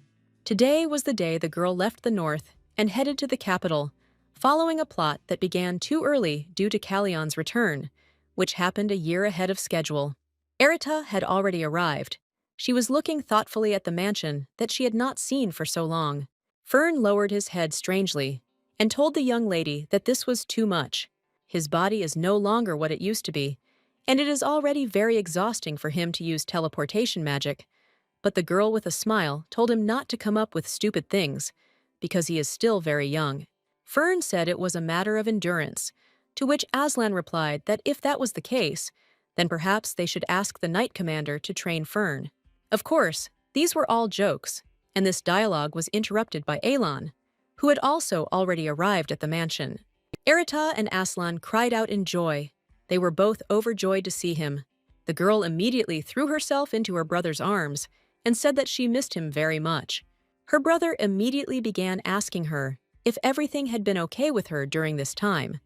She answered that everything was fine, and also asked how things were going with him. She noticed that Elon had lost weight compared to the last time they saw each other, but Elon only patted his little sister on the cheek and said that Erita was still as sweet and beautiful as she had been before. The maids began to whisper among themselves. They had never seen Elon smile like that before, but Erita was already used to it. Father suggested finishing the greeting and heading into the mansion, and Elon supported this idea, as it was already considerably cooler outside, and the family went inside together. The capital is certainly huge, and there are many cafes near the mansion. The girl looked at everything that surrounded her with pleasure and admired it. Erita thought about something when she was little. She only moved between the imperial palace and home. Then she did not notice that people in the capital were not particularly surprised by black hair. Aelin explained that this place was similar to the main duchy, and that this was where their family's roots were after all. The further you go from the capital, the more people there are who believe in legends. There aren't many of them in the capital. Stories about black hair being a sign of demonic blood or a curse were just fairy tales here, and only now did Irita understand why Risen, where she grew up, was full of prejudice. At that moment, a woman who worked in this cafe approached the guys. She brought desserts and wished us bon appetit. Aelin wanted his sister to try this sweet, and as soon as the cake touched her tongue, the girl's eyes immediately opened wider in surprise. It was incredibly delicious. The heroine even asked her brother how he found this cafe. Aelin asked someone who lives in the capital, told them that his little sister really loves sweets, and they recommended this place. Erite was now curious about who from the capital Aelin could have asked, and assumed that it was His Majesty the Second Prince. The guy was a little surprised by this assumption. Meanwhile, Erita was delighted with the dessert, and also couldn't stop thinking about the prince. Aelin asked how the girl knew him, and added that they met by chance. But Erita didn't understand. What's the difference between meeting by chance and being close? In the original story, Aelin and Callion were enemies, and Callion left the capital to go to war 4 years ago.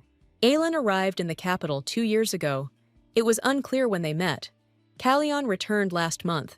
The time of his return is already different from the original story, so this is no longer possible. She still asked her brother how they met, to which he replied that he would tell her later. There were some reasons for this. Erita understood that if she pressed too hard, it would be suspicious. Aelin promised to tell her everything later, and the girl took him at his word. A wind picked up outside and blew the girl's hat off her head. It was a hat that her father had given her. It would be a shame to lose it forever. But suddenly, she noticed her hat in the hands of an unfamiliar man, who caught it and was heading towards Erita. He handed the missing item to the girl, and she thanked him for his help. The young man was hooded, and his eyes were covered by his silver hair. Because of this, the heroine could not see his face at all. The stranger said that it looked like someone was waiting for the girl, and she should hurry. Erita was a little confused by this situation, and began to simply turn around. And at that moment, the stranger simply disappeared, and the heroine was left standing alone in the square. She asked Elan, who approached, who it was. to which he simply suggested that she go back. She tried to distract herself from the situation and not get too much into her head, so she smiled and replied that she was already on her way. But the image of this unknown person still swirled in her thoughts. Was he really in such a hurry? The girl wondered. Meanwhile, that young man stood around the corner and watched the boys. Elan and Arita sit opposite each other in silence for a while. The girl was happy that, thanks to her brother, she was able to buy her father a birthday present and really hoped that he would like it. But suddenly, her thoughts were interrupted by Elan calling the girl by name. He handed her some kind of box, the thing Elan had bought when they went to buy a gift for his dad. It was something he ordered. When Elan picked this up, he said he would pick up the rest later. Arita asked if her brother was going to open it and see what was inside. She was also interested, but he said that it was time to go. Elan also added that everything was fine, and he trusted Caden's skills, to which he said that he felt awkward when he was praised. They said goodbye, and Aiden said that they would see each other next time. Arita remembered that the man's name was Caden, and it seemed that her brother knew him quite well. She asked if this was not the gift that her brother had bought for his father, to which he replied that he had bought another gift for his father, and this one was for her, and asked him to open it quickly. He wanted to give her a New Year's gift, but something had changed. Now Arita remembered that her brother was supposed to come north 2 months ago, but he couldn't. Something happened. When the girl opened the box, she saw a beautiful necklace and earrings inside. They were exactly the same color as her eyes, bright purple. The girl exclaimed that she really liked it, and Elan was pleased to hear it. He added that this was a belated congratulation on coming of age. She got out successfully, thought Arita, standing in the center of the square. She changed her hair color with magic, so she didn't have to worry about getting sideways glances. Mary was worried that they hadn't even finished yesterday's sightseeing, but she had some things to see too, and she promised to be back before dinner. The girl thought for a moment about where it would be best to begin her investigation. Since she didn't know when the original story would begin, she had to collect as many references to black magic as possible. Arita headed to the library. She hadn't been able to find much information, so she didn't have much hope. But since this was the capital, there might be something useful here. 3 years ago, black magic was banned in the Empire, after which most information about black magic was lost. She looked through many books, but there was nothing suitable anywhere. And while walking down the next row of bookshelves, she tripped over a stack of books and almost fell. Arita turned around. It was strange that some of the books were lying on the floor. Maybe it was not just like that. The girl sank to the floor and decided to take a closer look at what kind of books these were. And what she saw pleasantly surprised her. She couldn't believe her eyes. It really was a book about black magic. The price of black magic is the soul of the caster. But after many years of searching, black magicians have found a way to avoid self-sacrifice. This method involves sacrificing the soul of a child, and the most effective victim is a still living child under 100 days old. But the heroine already knew this. And there is one more fact that is not mentioned here. If a black magician does not make sacrifices regularly, he will lose his power. So black magicians obsessed with power kidnap children as sacrifices, which leads to the deaths of hundreds of thousands of children. The official death toll is very high, and the real number is probably even higher, which is why black magic was banned. In addition, after the ban on black magic, the Empire declared a hunt for black magicians, but they could not find all of them because they are indistinguishable from ordinary people. If the Empress used black magic, then she probably sacrificed children. Arita carefully read everything that was written. She wanted to learn at least some new information. And suddenly she found something. It was written there. The record I want to leave in this book is a way to identify those who sacrifice children, not themselves. It was a jackpot. The girl was happy with this find and took this book with her. She decided that she needed to go home quickly and finish reading this book. But some people stood in the heroine's way, and they turned to her. "Hey, lady, where are you going?" they asked. These guys looked like local hooligans. At first, the girl politely replied that she was in a hurry and asked to be allowed to pass. But they responded quite sharply, saying that they were also in a hurry and asked what to do now. They also said that she needed to go somewhere quickly with them, and this all started to anger Arita. She snapped her fingers, and everything around was engulfed in bright flames. The guys screamed, and even one of them fell to the ground in fear. They started screaming that it was a magician. "Well, now let me through," the heroine asked with a smile on her face. Without answering, they began to run away from her as far as possible, only shouting after her that they were very sorry. Apparently, this was instead of an apology. She finally exhaled and said that they were lucky. But as soon as the girl was about to go further, she heard a voice behind her that said that she had amazing abilities.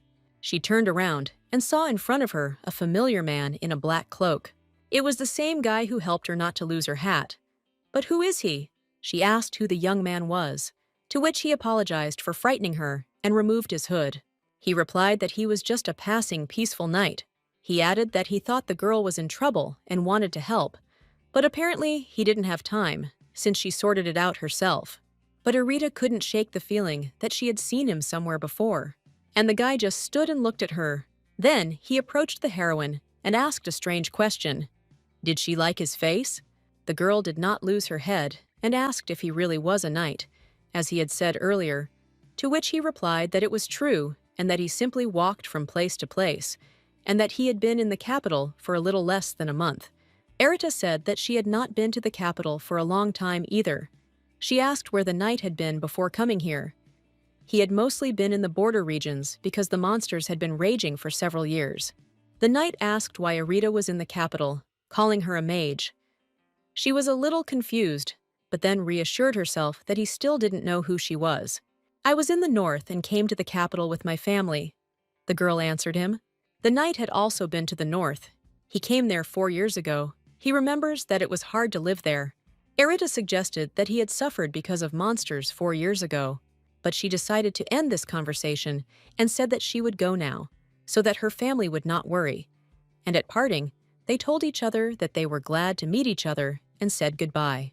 He also added that the next time they saw each other, the girl could call him by his name, Leon. She was a little surprised that he was talking about some next time, but he immediately added, "if fate allows," and smiled sweetly. Erita was a little taken aback by this. Why does she have a feeling that she knows this person? And at parting, she said that if they happened to meet again, then she would also tell him her name. She said goodbye to the knight once again and began to leave. He also bowed respectfully as a sign of farewell and added that he would look forward to their next meeting. At home, the girl immediately began to study that very book from the library. To create an artifact that recognizes black magicians, certain materials are needed, and once they are ready, the work of high-level magicians is required. The girl couldn't understand how they'd even come up with this method. It was too complicated, so she started reading about the materials needed to create the artifact. This is a diamond, considered to be expensive among precious stones. Not every size will do to seal magic, meaning people without money won't be able to do it. She began to wonder if she should even believe this book. But in any case, I decided to just read it for now. For personal purposes, this is more than enough. All this time, Erita tried to change the fate of her family. She used knowledge of the original story, and also the achievements of the main female character, Ayla. She acquired several profitable businesses and 2 talented people in this world. With this level of preparation, it will be much easier to help Kalyan. Of course, it would be good if Kalyan became a crowned prince without any problems. But if the emperor appoints Kalyan as crown prince, the first prince's faction will not sit idly by. In preparation, Erite needed to find evidence that the Empress used black magic, which is why she stole Ayla's achievements. The girl hoped that she would understand. The heroine thought that if she sent this letter, she would have everything prepared. But to finish it in less than a month, she would have to make an effort, and Erita decided to work hard from tomorrow. Soon Mary approached the room with a question as to why the heroine had called her. The girl handed her a letter and asked her to deliver it to the Legrasse Merchants Guild tomorrow. And after that, she simply plopped down on the bed, exhausted, because she was very tired that day. There was too much that needed to be done to change her family's fate. If the original story had more details, Erita wouldn't have been in so much trouble. She really wanted to know why her family sided with the first prince. The girl felt sorry for Ayla, but she had no choice if she wanted to save herself and her family. After all, this world is meant for Ayla. It shouldn't be a big problem. Besides, the original story is already destroyed. The Empress died 8 years ago, and Kalion also returned to the capital a year earlier. Two large-scale events have already gone wrong, as per the plot. If this isn't a disaster, then what is it? Irita thought, as she lay in bed before falling asleep. In any case, the heroine still has the task of helping Kalion, so she asked not to be too offended by her. In the morning, a question was asked whether Irita thought it would be better to call the merchants home.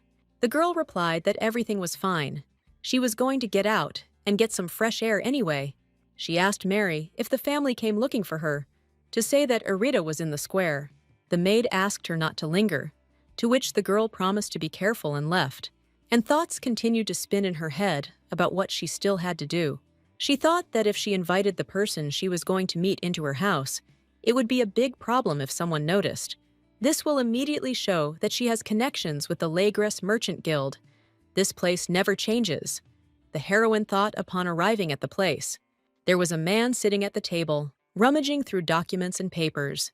The heroine quietly approached him, so as not to scare him, and shouted, "Surprise!" She asked the man if he was still obsessed with cleanliness. The man's name was Jurgen. He replied that he wasn't obsessed with cleanliness. He just liked it when things were in their places. Jurgen also asked that next time she at least say that she was going to come, to which Irita replied that she had sent him a letter. And she added that Mary had sent it in the morning, and it should probably arrive very soon. Jurgen Casey is a descendant of impoverished nobles, has an exceptional talent for trade, has some connections, and is now the head of the Merchants Guild. He is one of those who was kidnapped by Irita from Isla in the original story. With the help of Isla, Jurgen created his own trade guild, and this guild became the most famous in the empire. Irita definitely needed him to get money. The girl knows very little about the future, so she won't be able to organize such a guild on her own. 4 years ago, the heroine approached him and proposed a partnership. Of course, at first he wasn't particularly happy, but now they've been together for 4 years. The girl notes that he was a cutie back then, and she herself was probably too emotional, which is why it happened. By the way, where is Tyne? Irita asked him, to which he replied that he needed to go somewhere for a short while, said that it would take about a week, so he should be here today or tomorrow. Suddenly, someone came into them, and the girl turned around in surprise. It was a young guy. He immediately named the girl's name also with surprise. It was a secret. Irita approached him to ask how he was doing. Tyne is a beastman rescued by Isla, another character that Irita stole from her. Now, the wolf leads all the beastmen in the country, and Tyne is the heir of this wolf. The girl first met Tyne 4 years ago, just like Jurgen, at a fighting tournament. There were a lot of people in the hall, and the host on stage announced that today, as always, would definitely be fun. Irita, like the others, hid her face behind a mask and had a hood on her head. These people looked like they had a title and money. At least he could easily escape if his identity was revealed. They hid their faces behind these masks. This arena was a place of entertainment for rich people. Irita considered them disgusting bastards. And those who fought against the beasts and monsters were the beastmen. In the past, there were several different races of beastmen, but the Empire always looked down on them. In the end, they captured them and made them their subordinates. As a result, the beastmen went deep into the forest, away from people, and now only a few races remain. Let's find out who the highlight of today's program is, the host announced. The star of the arena today is a very rare beastman from a small race. A boy of fragile appearance came onto the stage. His legs were in bonds. This is a beastman, a wolf. It was Tyne. The girl's eyes widened. This was the one she needed. In the original story, Tyne was quite large compared to the others.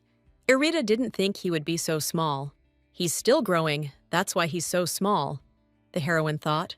The host began to announce his opponent for today.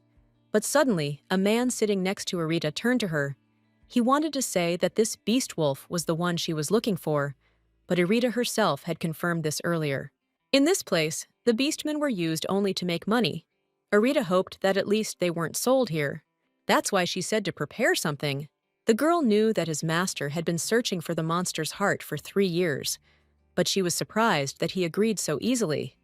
Irita offered an exchange, and here she stands in front of the beast wolf, and the bracelet on his arm catches her eye. The girl noted that it was very good that he was wearing this jewelry. The bracelet is an artifact that Erida gave to Tyne. He said that he was kidnapped and brought to the arena when he was 5 years old. He damaged his vocal cords and lost his voice. It was too old a wound, so it was too late to treat it. Besides, Erida brought him here for the good of her family. She wanted to give him back his voice. Tyne must have been through a lot. The girl thanked him for wearing this bracelet. She also added that she was very sorry that she had to make it in the form of a bracelet, because she wanted to make it in the form of earrings, but she could not make the stone any smaller. Tyne replied that everything was fine. He liked everything that Lady Erida gave him. The girl smiled broadly. She was pleased to hear that. Their conversation was interrupted by Jurgen asking why Erida had come to him today. In fact, she wanted to ask him for something. When they went out into the city, the streets were quite quiet and empty. He and Tyne went for a walk, and he said that he really wanted to see the girl because so much time had passed. She also said that Tyne had been very busy lately, so there was no opportunity to see him more often. But suddenly, she noticed something and stopped in her tracks. There was a man in a black robe standing around the corner of the building. She could see that the man's hair was silver and realized that it was Leon. The girl immediately ran up to make sure it was really him, and also wanted to say hello to him and ask some questions. But as soon as she approached that place, there was no one there anymore. Perhaps she just imagined it.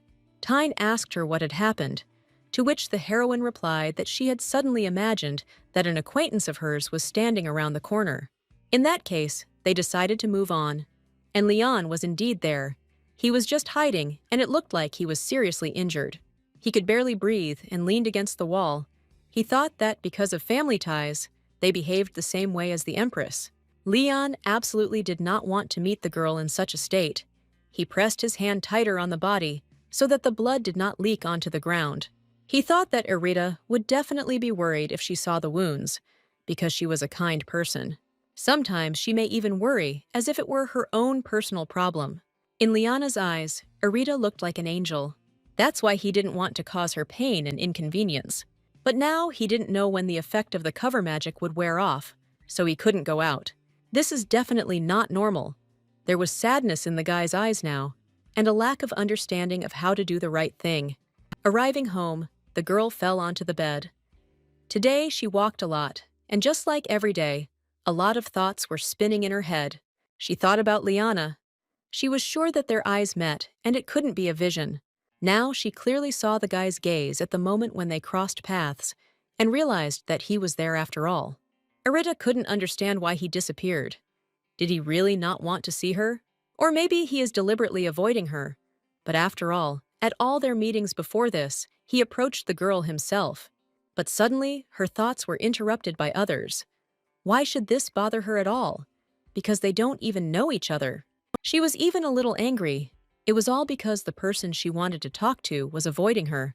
The next day after lunch, Erida and her father went for a walk in the garden, and the girl shared that the lunch was very tasty. Their chef, Evan, promised that he would serve them first class. The girl laughed and said that he probably wanted to show off his skills for his dad's birthday.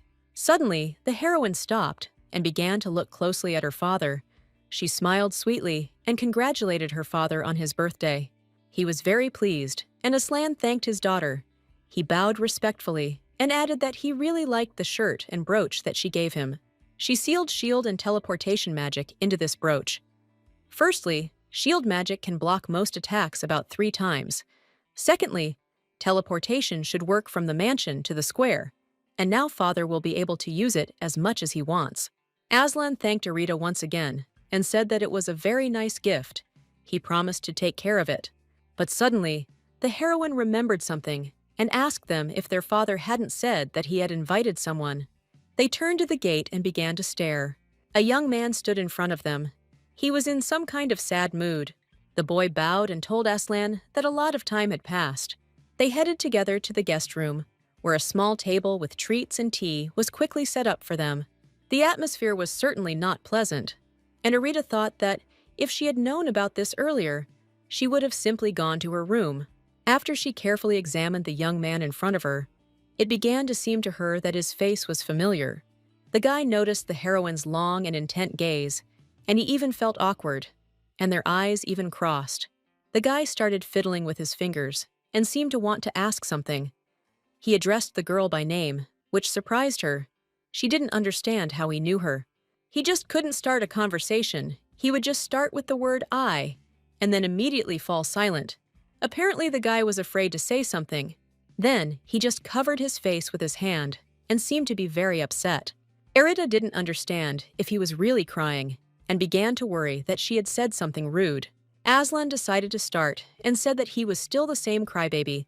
Erita was probably shocked by this, after which the guy asked for forgiveness and said that tears were flowing from his eyes.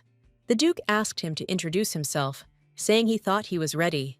He asked Erita for forgiveness, assuming that she was ashamed of him and his behavior, but the girl replied that everything was fine. The young man bowed respectfully and said that his name was Seon. Seon Vincente Randa. The heroine immediately realized that he was from the Duchy of Vincente. Erita was quite surprised by this, as he added that her mother was his older sister. Seon and Erita sat in the carriage opposite each other and were silent. The girl simply looked out the window and did not understand how she came to this. Seon Vincente is Serbia's younger brother. Erita had never heard this name before. There was no such character in the original novel. Aslan apologized for not telling his daughter in advance. He hadn't seen Seon in so long that it was unclear whether he would even come. But Erita tried to smooth things over and said that everything was fine. She was just a little surprised. After all, 14 years had passed, but new thoughts began to appear in her head. But the girl is still not sure how to address the Duke. Aslan thought for a moment and decided to suggest something in this case. Erita accepted her father's offer, but she still didn't know what to say now. He offered to accompany Seon, and while she was there, she could take a look at the capital. They remained silent for a long time, but Seon's face no longer looked as sad as before. Suddenly, he apologized unexpectedly, which scared the girl a little. He apologized for not rejecting the Duke's offer. He just wanted to get to know Erita better, but didn't think it could burden her. He also added that she would also need time to prepare. She understood that her father made this proposal so that Seon could agree. In comparison to this, she treated her father rudely. Erita said that she was very sorry and that she just hadn't thought about it. But Seon immediately began asking her not to apologize, saying that that was not what he meant at all. Erita's hand suddenly appeared in front of the young man's face, and she started a conversation. "Will you come and visit me 3 more times?" Erita asked him, in a slightly rude tone, holding her hand with 3 fingers in front of him. The girl had never seen the other members of her family and thought that her whole interaction seemed awkward. She asked if Seon would give her more time to get to know him. She added that after they met 3 more times, she would be able to call him uncle.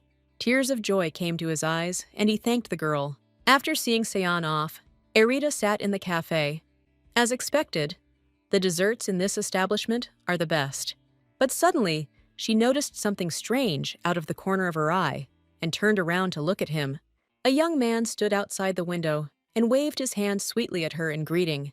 Now they were sitting together in a cafe at the same table, and Erita shared that she had not expected to see him here.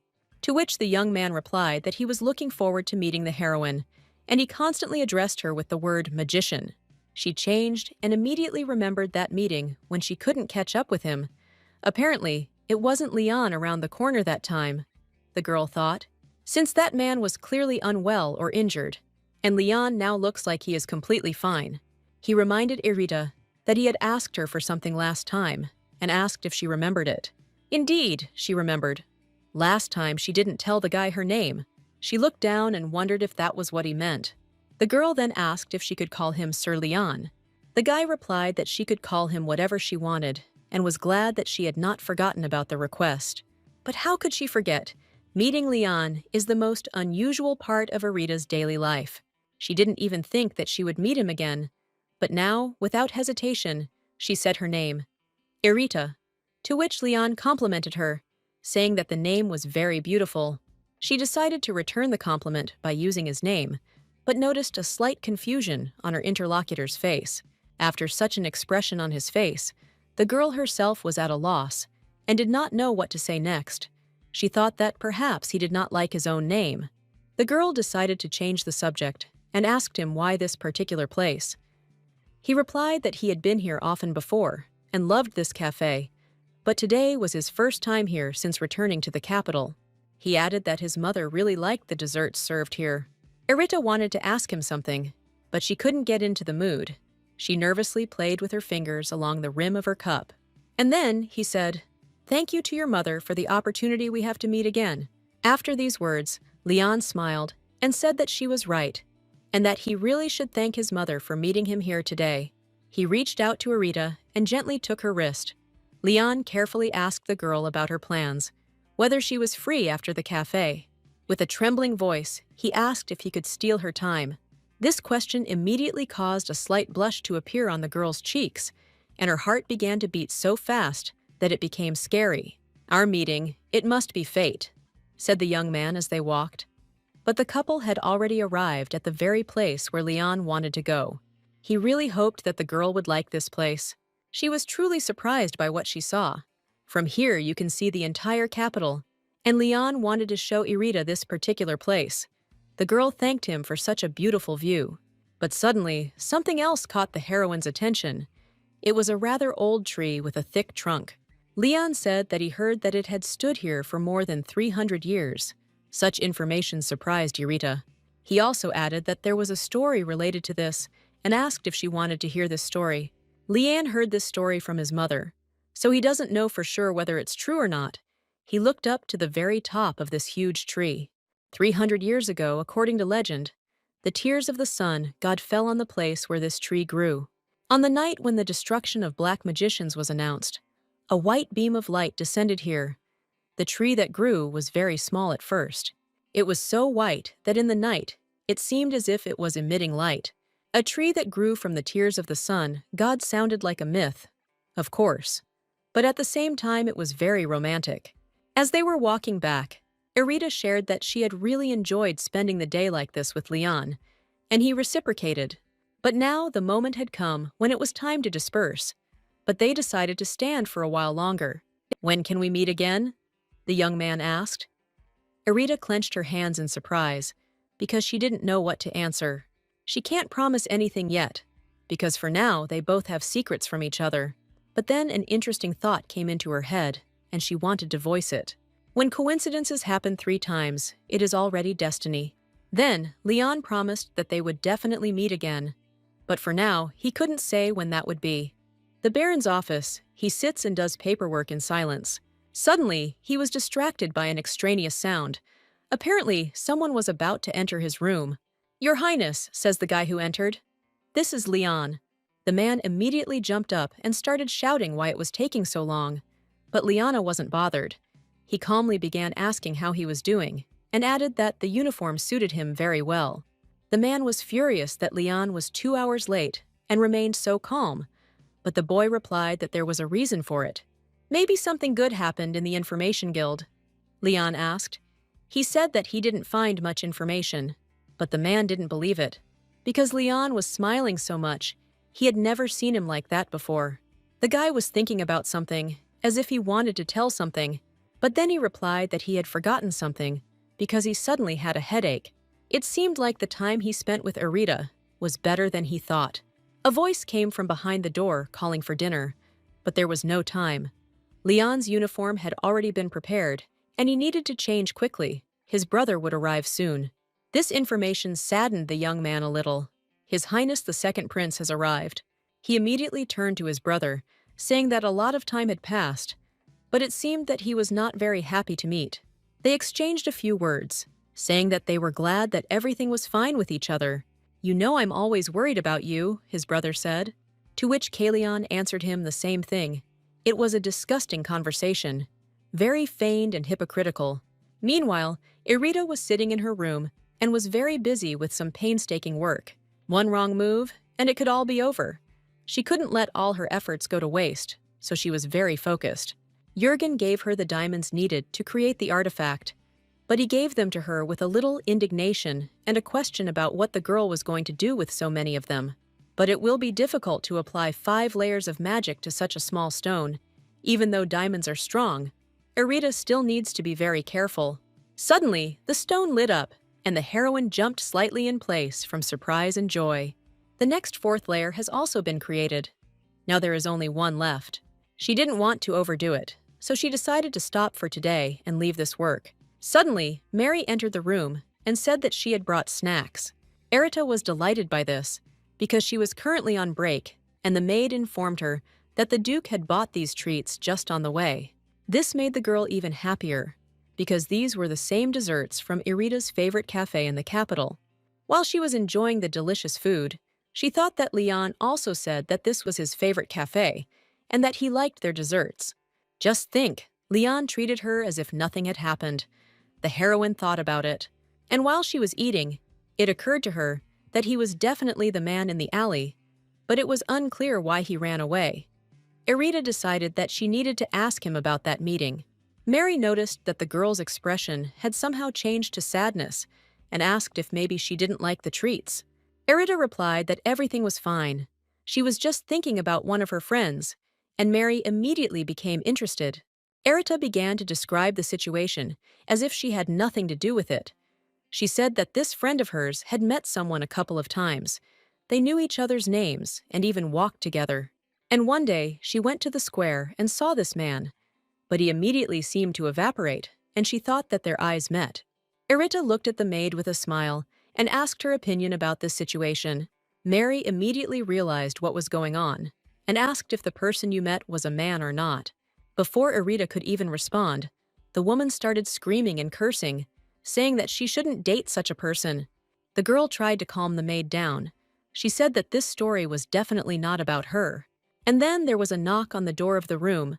Erita allowed entry with a smile. It seemed she was even amused by Mary's reaction. The heroine was informed that the Duke was looking for her. When she entered her father's office, he handed her a letter and said that it was from the Marquise. And he added that he asked the Duke to deliver it personally to Erita. He also said that he really liked the gifts from the girl, but she met with Seon 2 more times after his last visit. One time, Seon came himself, and another time Erita visited him, and when she went to see him, she gave him a scarf with her embroidery. She knew he would like a homemade gift better. She was glad about the response. It was a great choice. But the Duke also brought a gift from Seon for Erita. The heroine was surprised, and immediately began to unpack to see what was inside. Her eyes widened even more when she saw that inside this beautiful box, there were such beautiful earrings. They must be terribly expensive. She immediately showed her father what was inside and began to praise such a gift. The Duke felt sorry that Seon could not see her reaction, but nevertheless, he was glad in any situation when his daughter smiled. Erita decided that she needed to hurry and write him back immediately to thank him for such beauty. The blonde was walking quickly somewhere and was mentally angry and calling Kalion all sorts of unkind words. He was heading to his mother for a serious talk. They sat down at a table in a beautiful garden to have a cup of tea before talking. Thesis! The woman called him by name, and he sat opposite her in a terrible mood. His mother informed him that it looked like His Majesty would announce the next crowned prince at the upcoming ball, and Thesis's eyes widened. But according to imperial history, the announcement of the crowned prince must take place on the day of the foundation. The queen looked menacingly at her son and said only one word to him, "Prince." Thesis sadly lowered his head, and beads of sweat began to flow down his face. He also noted to her with one word, "Forgive." She understood perfectly well that the emperor would not allow her beloved son to take the throne so easily. But she knew one thing, that he definitely had to be there, and she promised that she would provide him with this place. She reached out her hand to his face to hug him and told him not to worry about anything, because he was her beloved son. But for some reason, he tried to move away from her. Her face looked very sinister at that moment, and she promised that Asila's son would never take his place. "Yes, I understand." Thesis answered sadly again and lowered his head. He had nothing else to answer, and he couldn't contradict his mother either. Finally finished, Erita happily held in her hands the artifact she had made herself. It took some work. She was worried that she wouldn't make it in time for the ball, but not only did she manage to finish on time, but Jurgen also made such a beautiful watch out of it. In 3 days, the original story would begin. The heroine was very anxious about this, but she was ready. Considering how distorted the circumstances are now, the continuation will probably be completely unpredictable. Erita had prepared everything so carefully, but she didn't understand why she was so nervous. The girl hoped that everything she had prepared would be useful. Mary said that the festival would start today. Erita was still standing on the balcony. She wanted to put all her thoughts together and calm down.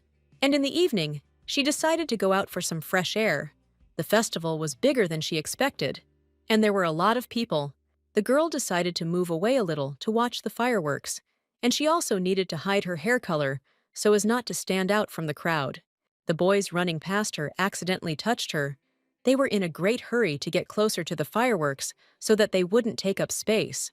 And because the heroine lost her balance because of this, she hit her face with some passerby, who immediately asked her if everything was okay. Raising her head, the girl immediately recognized Leon. Just think, the girl had disguised herself. She didn't understand how he could recognize her, especially in such a crowd. The guy's answer was not long in coming. He recognized the girl by her eyes. There was silence between them for a while. The girl was embarrassed by such words, and by the whole of this latest meeting. Meanwhile, the fireworks had already started, and Erita immediately turned around to look at this beauty. Everyone around was delighted and silently enjoyed it. But Erita seemed to have an idea, and she turned to Sir Leon and asked him if he thought it would be enough. She just snapped her fingers, and the fireworks increased tenfold. The entire sky lit up with bright colors. People around couldn't believe their eyes. They asked each other if they could see it, and shared their opinion that this year everything was much cooler than before. Leon noted that Erita was still kind and lowered his head in embarrassment at his own words. Nothing had changed since that day. He held in his hand that same bracelet, the lucky bracelet that she had given to Kalion when they first met. Then she said that maybe it was superstition, but if he had this bracelet, it would definitely bring good luck. And now they were just standing next to each other and enjoying the view. The heroine didn't even realize that she had known this man for quite a long time.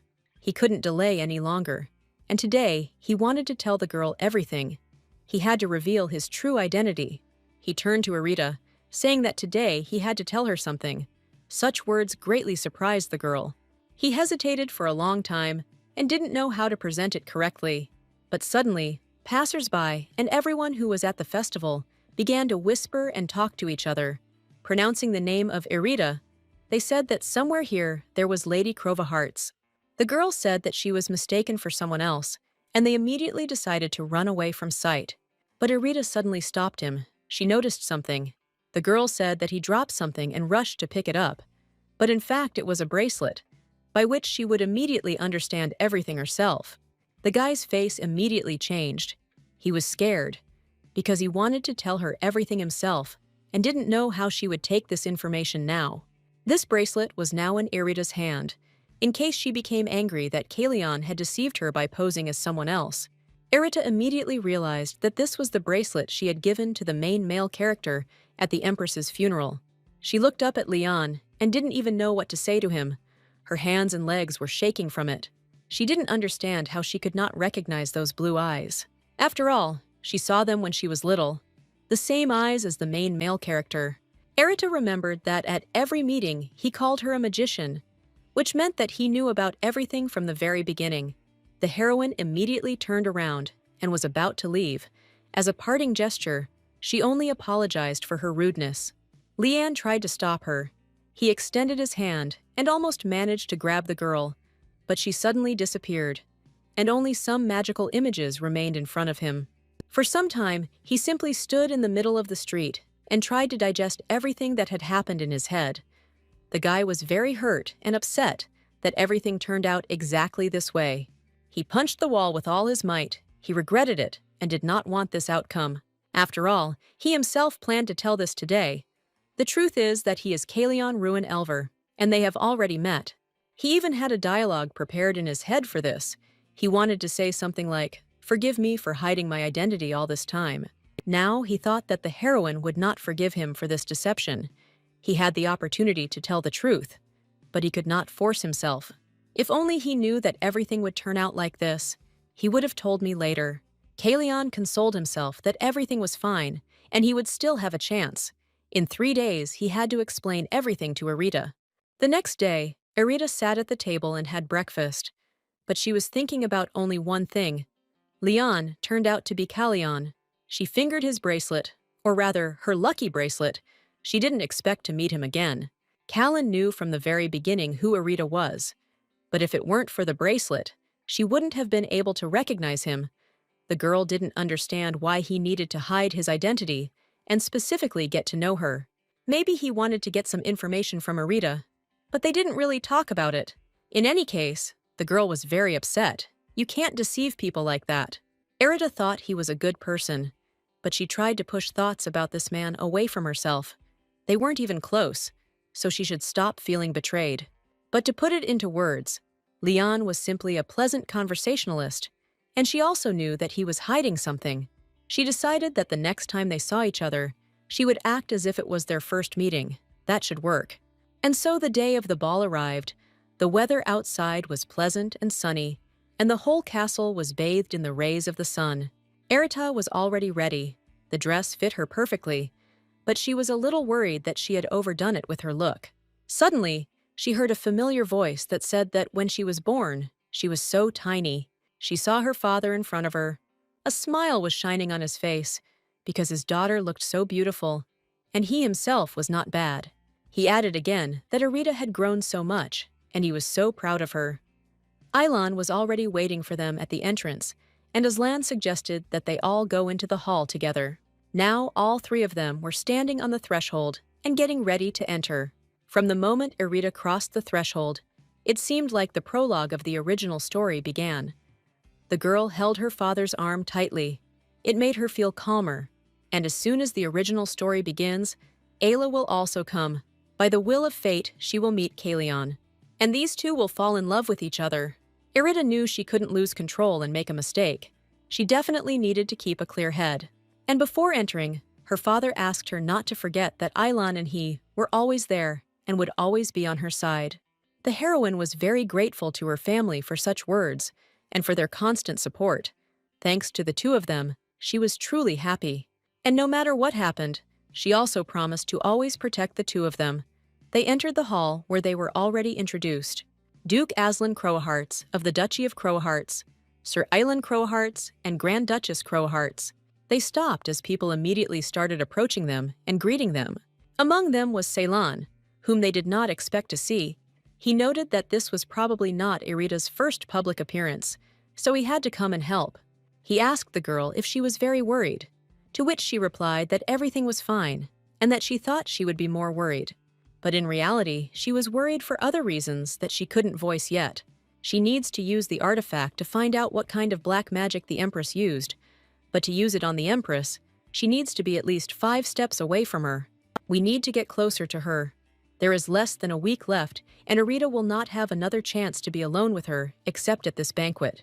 The girl heard that they were beginning to introduce the next guests, the most noble luminary of the Empire, Her Majesty Empress Aisha Renosan and His Majesty Thesis Ruin Elver, First Prince.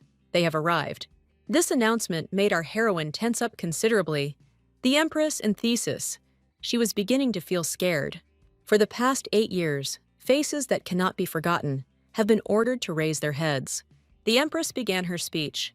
But then he entered the hall, His Highness the Second Prince, Callion Ruin Elver. Of course, Arita simply couldn't help but turn her gaze on him. It really was him, Callion, or as was more usual, Sir Leon. But they simply missed each other, and both pretended not to know each other. The dancing began. The men began inviting the ladies. Everything looked very beautiful and solemn. Arita turned to her brother and offered to take care of her. Of course he would not refuse his sister. Island bowed and extended his hand.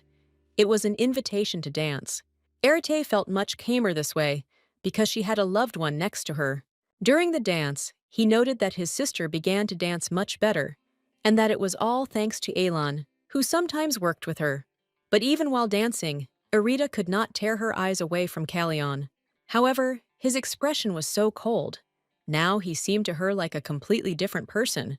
But the Callion the heroine knew was a gentle and kind man. These thoughts simply did not give the heroine any peace, but she must remember that now her mission lies elsewhere. But she still continued to think that maybe this was his true essence. Maybe the Kalion she knew was just a mask. Irita tried to pretend that she didn't care about him, but it wasn't that easy. Ailan, of course, noticed the girl's thoughtfulness and asked her what was the matter. But she couldn't answer her brother this time.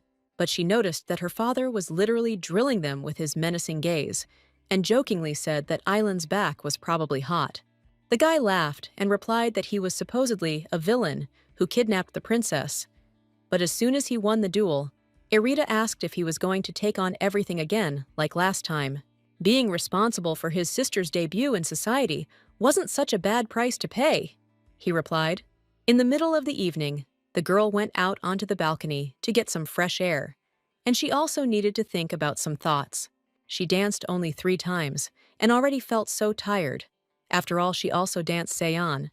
Dancing is also a kind of work. Irita looked into the distance and thought that the masquerade was supposed to take place in 3 days. If she wants to secretly approach the Empress, this is the best moment. This is the day when the most people will gather in the palace. The mask would hide her face. But what about her hair? Irita thought. Using magic was too dangerous. Someone might see her using it. She needed to think some more, but suddenly, someone's voice called out to her. It was Tane, the very same beast wolf. Irita was surprised to see him there, and immediately asked how he got there. He asked to wait and abruptly darted around the corner, as if hiding from someone. But a second later, he found himself on the balcony next to Arawita, who didn't even have time to track where he had gone, and was looking for him down below. Tyne said that he hadn't noticed anyone on the way here, so there was no need to worry. And then he added that at least there was no one within his line of sight. Well, if Tyne says it so confidently, then it must be true. Purebred werewolves have outstanding abilities. But the heroine still had a question about why he came here. The thing was that Jurgen urgently asked her to pass something on to the girl. He also said that if he mentioned her, Irita would immediately understand everything, and the girl began to look at the papers that were handed to her. It was impossible. It said there was no such person as Ayla Dion. Baron Dion and his wife had only one son, Eli Dion. They had no other children. Irita was in complete shock. Had Ayla really disappeared? The ball continued and was in full swing. The Empress, together with her sons, sat on the throne as expected and watched everything closely. Irita had already returned to everyone and met with her brother, with whom they exchanged sweet smiles. But suddenly, she felt a gaze on her, so familiar and tender, which simply drilled into her from head to toe. A false name, a false identity. He himself understood that Irita would one day learn the truth, but he still succumbed to the sweet temptation of the moment. And how wrong he was that he could restrain himself. What he wanted most now was to rush to her and tell her everything. But now he didn't have such an opportunity, because if he did so, the Empress would immediately notice everything. Kalion knew he needed to talk to the girl where no one could hear them. Officially, there is no connection between him and the Grand Duchess. He wanted only one thing, for her to stay away from this dirty struggle, in a clean and safe place. Irita sat in her room and hoped that Jurgen was still awake. She urgently needed to know something. The main character disappeared without a trace. What's going on? The search for Ayla was going well. Jurgen even said that he would be able to meet her soon. It would have been better if it had just been Jurgen's mistake. Fortunately, the heroine had a special magic ball with which she could contact him. And finally, the image of Jurgen appeared before her, and he called out Irita's name. She immediately apologized for disturbing him so late, but the man was expecting this call and did not sleep. He just wanted to ask about the case of Ayla Dean. He asked the heroine who she was. The man found her name in a notebook with important assignments, but he remembered absolutely nothing about her. Irita could not believe how Jurgen, who had recently been looking for Ayla, could forget about her existence. As Irita herself understands, this is simply impossible from a logical point of view. If Jurgen had not written down this matter, he would have simply ignored it. But after seeing the recordings, he sent the report to the heroine. However, no matter what he tried to remember about Ayla Dion, his head was empty. He did not remember who she was and why Irita instructed him to find her. It was surprising, but Jurgen really couldn't remember a single detail. There was just silence between them for a while. Irita just looked at him and couldn't understand anything. But then the man said that he knew that the girl was hiding something, trying to pretend that everything was fine. But in reality, she was weighed down by a heavy burden. And now he wanted to ask if she really didn't trust him that much. He thought he could help Arita bear at least some of this burden. But he immediately apologized and asked to forget what he had just said. Apparently, he was just tired and became irritable. He also decided to conduct his own investigation and wished the heroine good night. But she continued to sit in the same place for some time, without moving in her thoughts.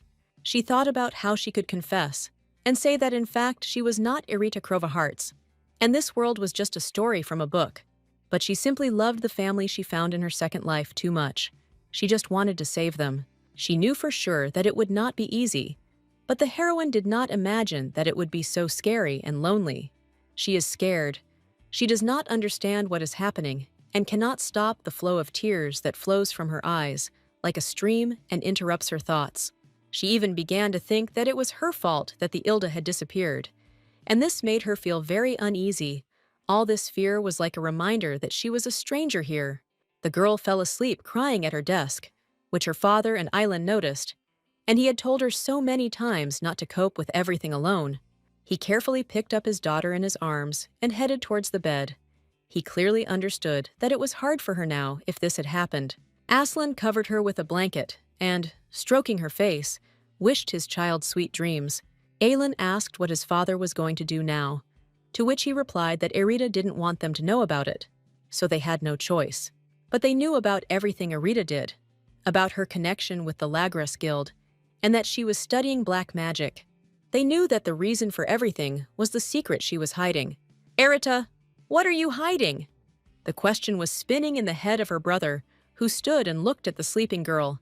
He only wanted to help her. And that very image that was near the tree on the mountain, Leon spoke about it.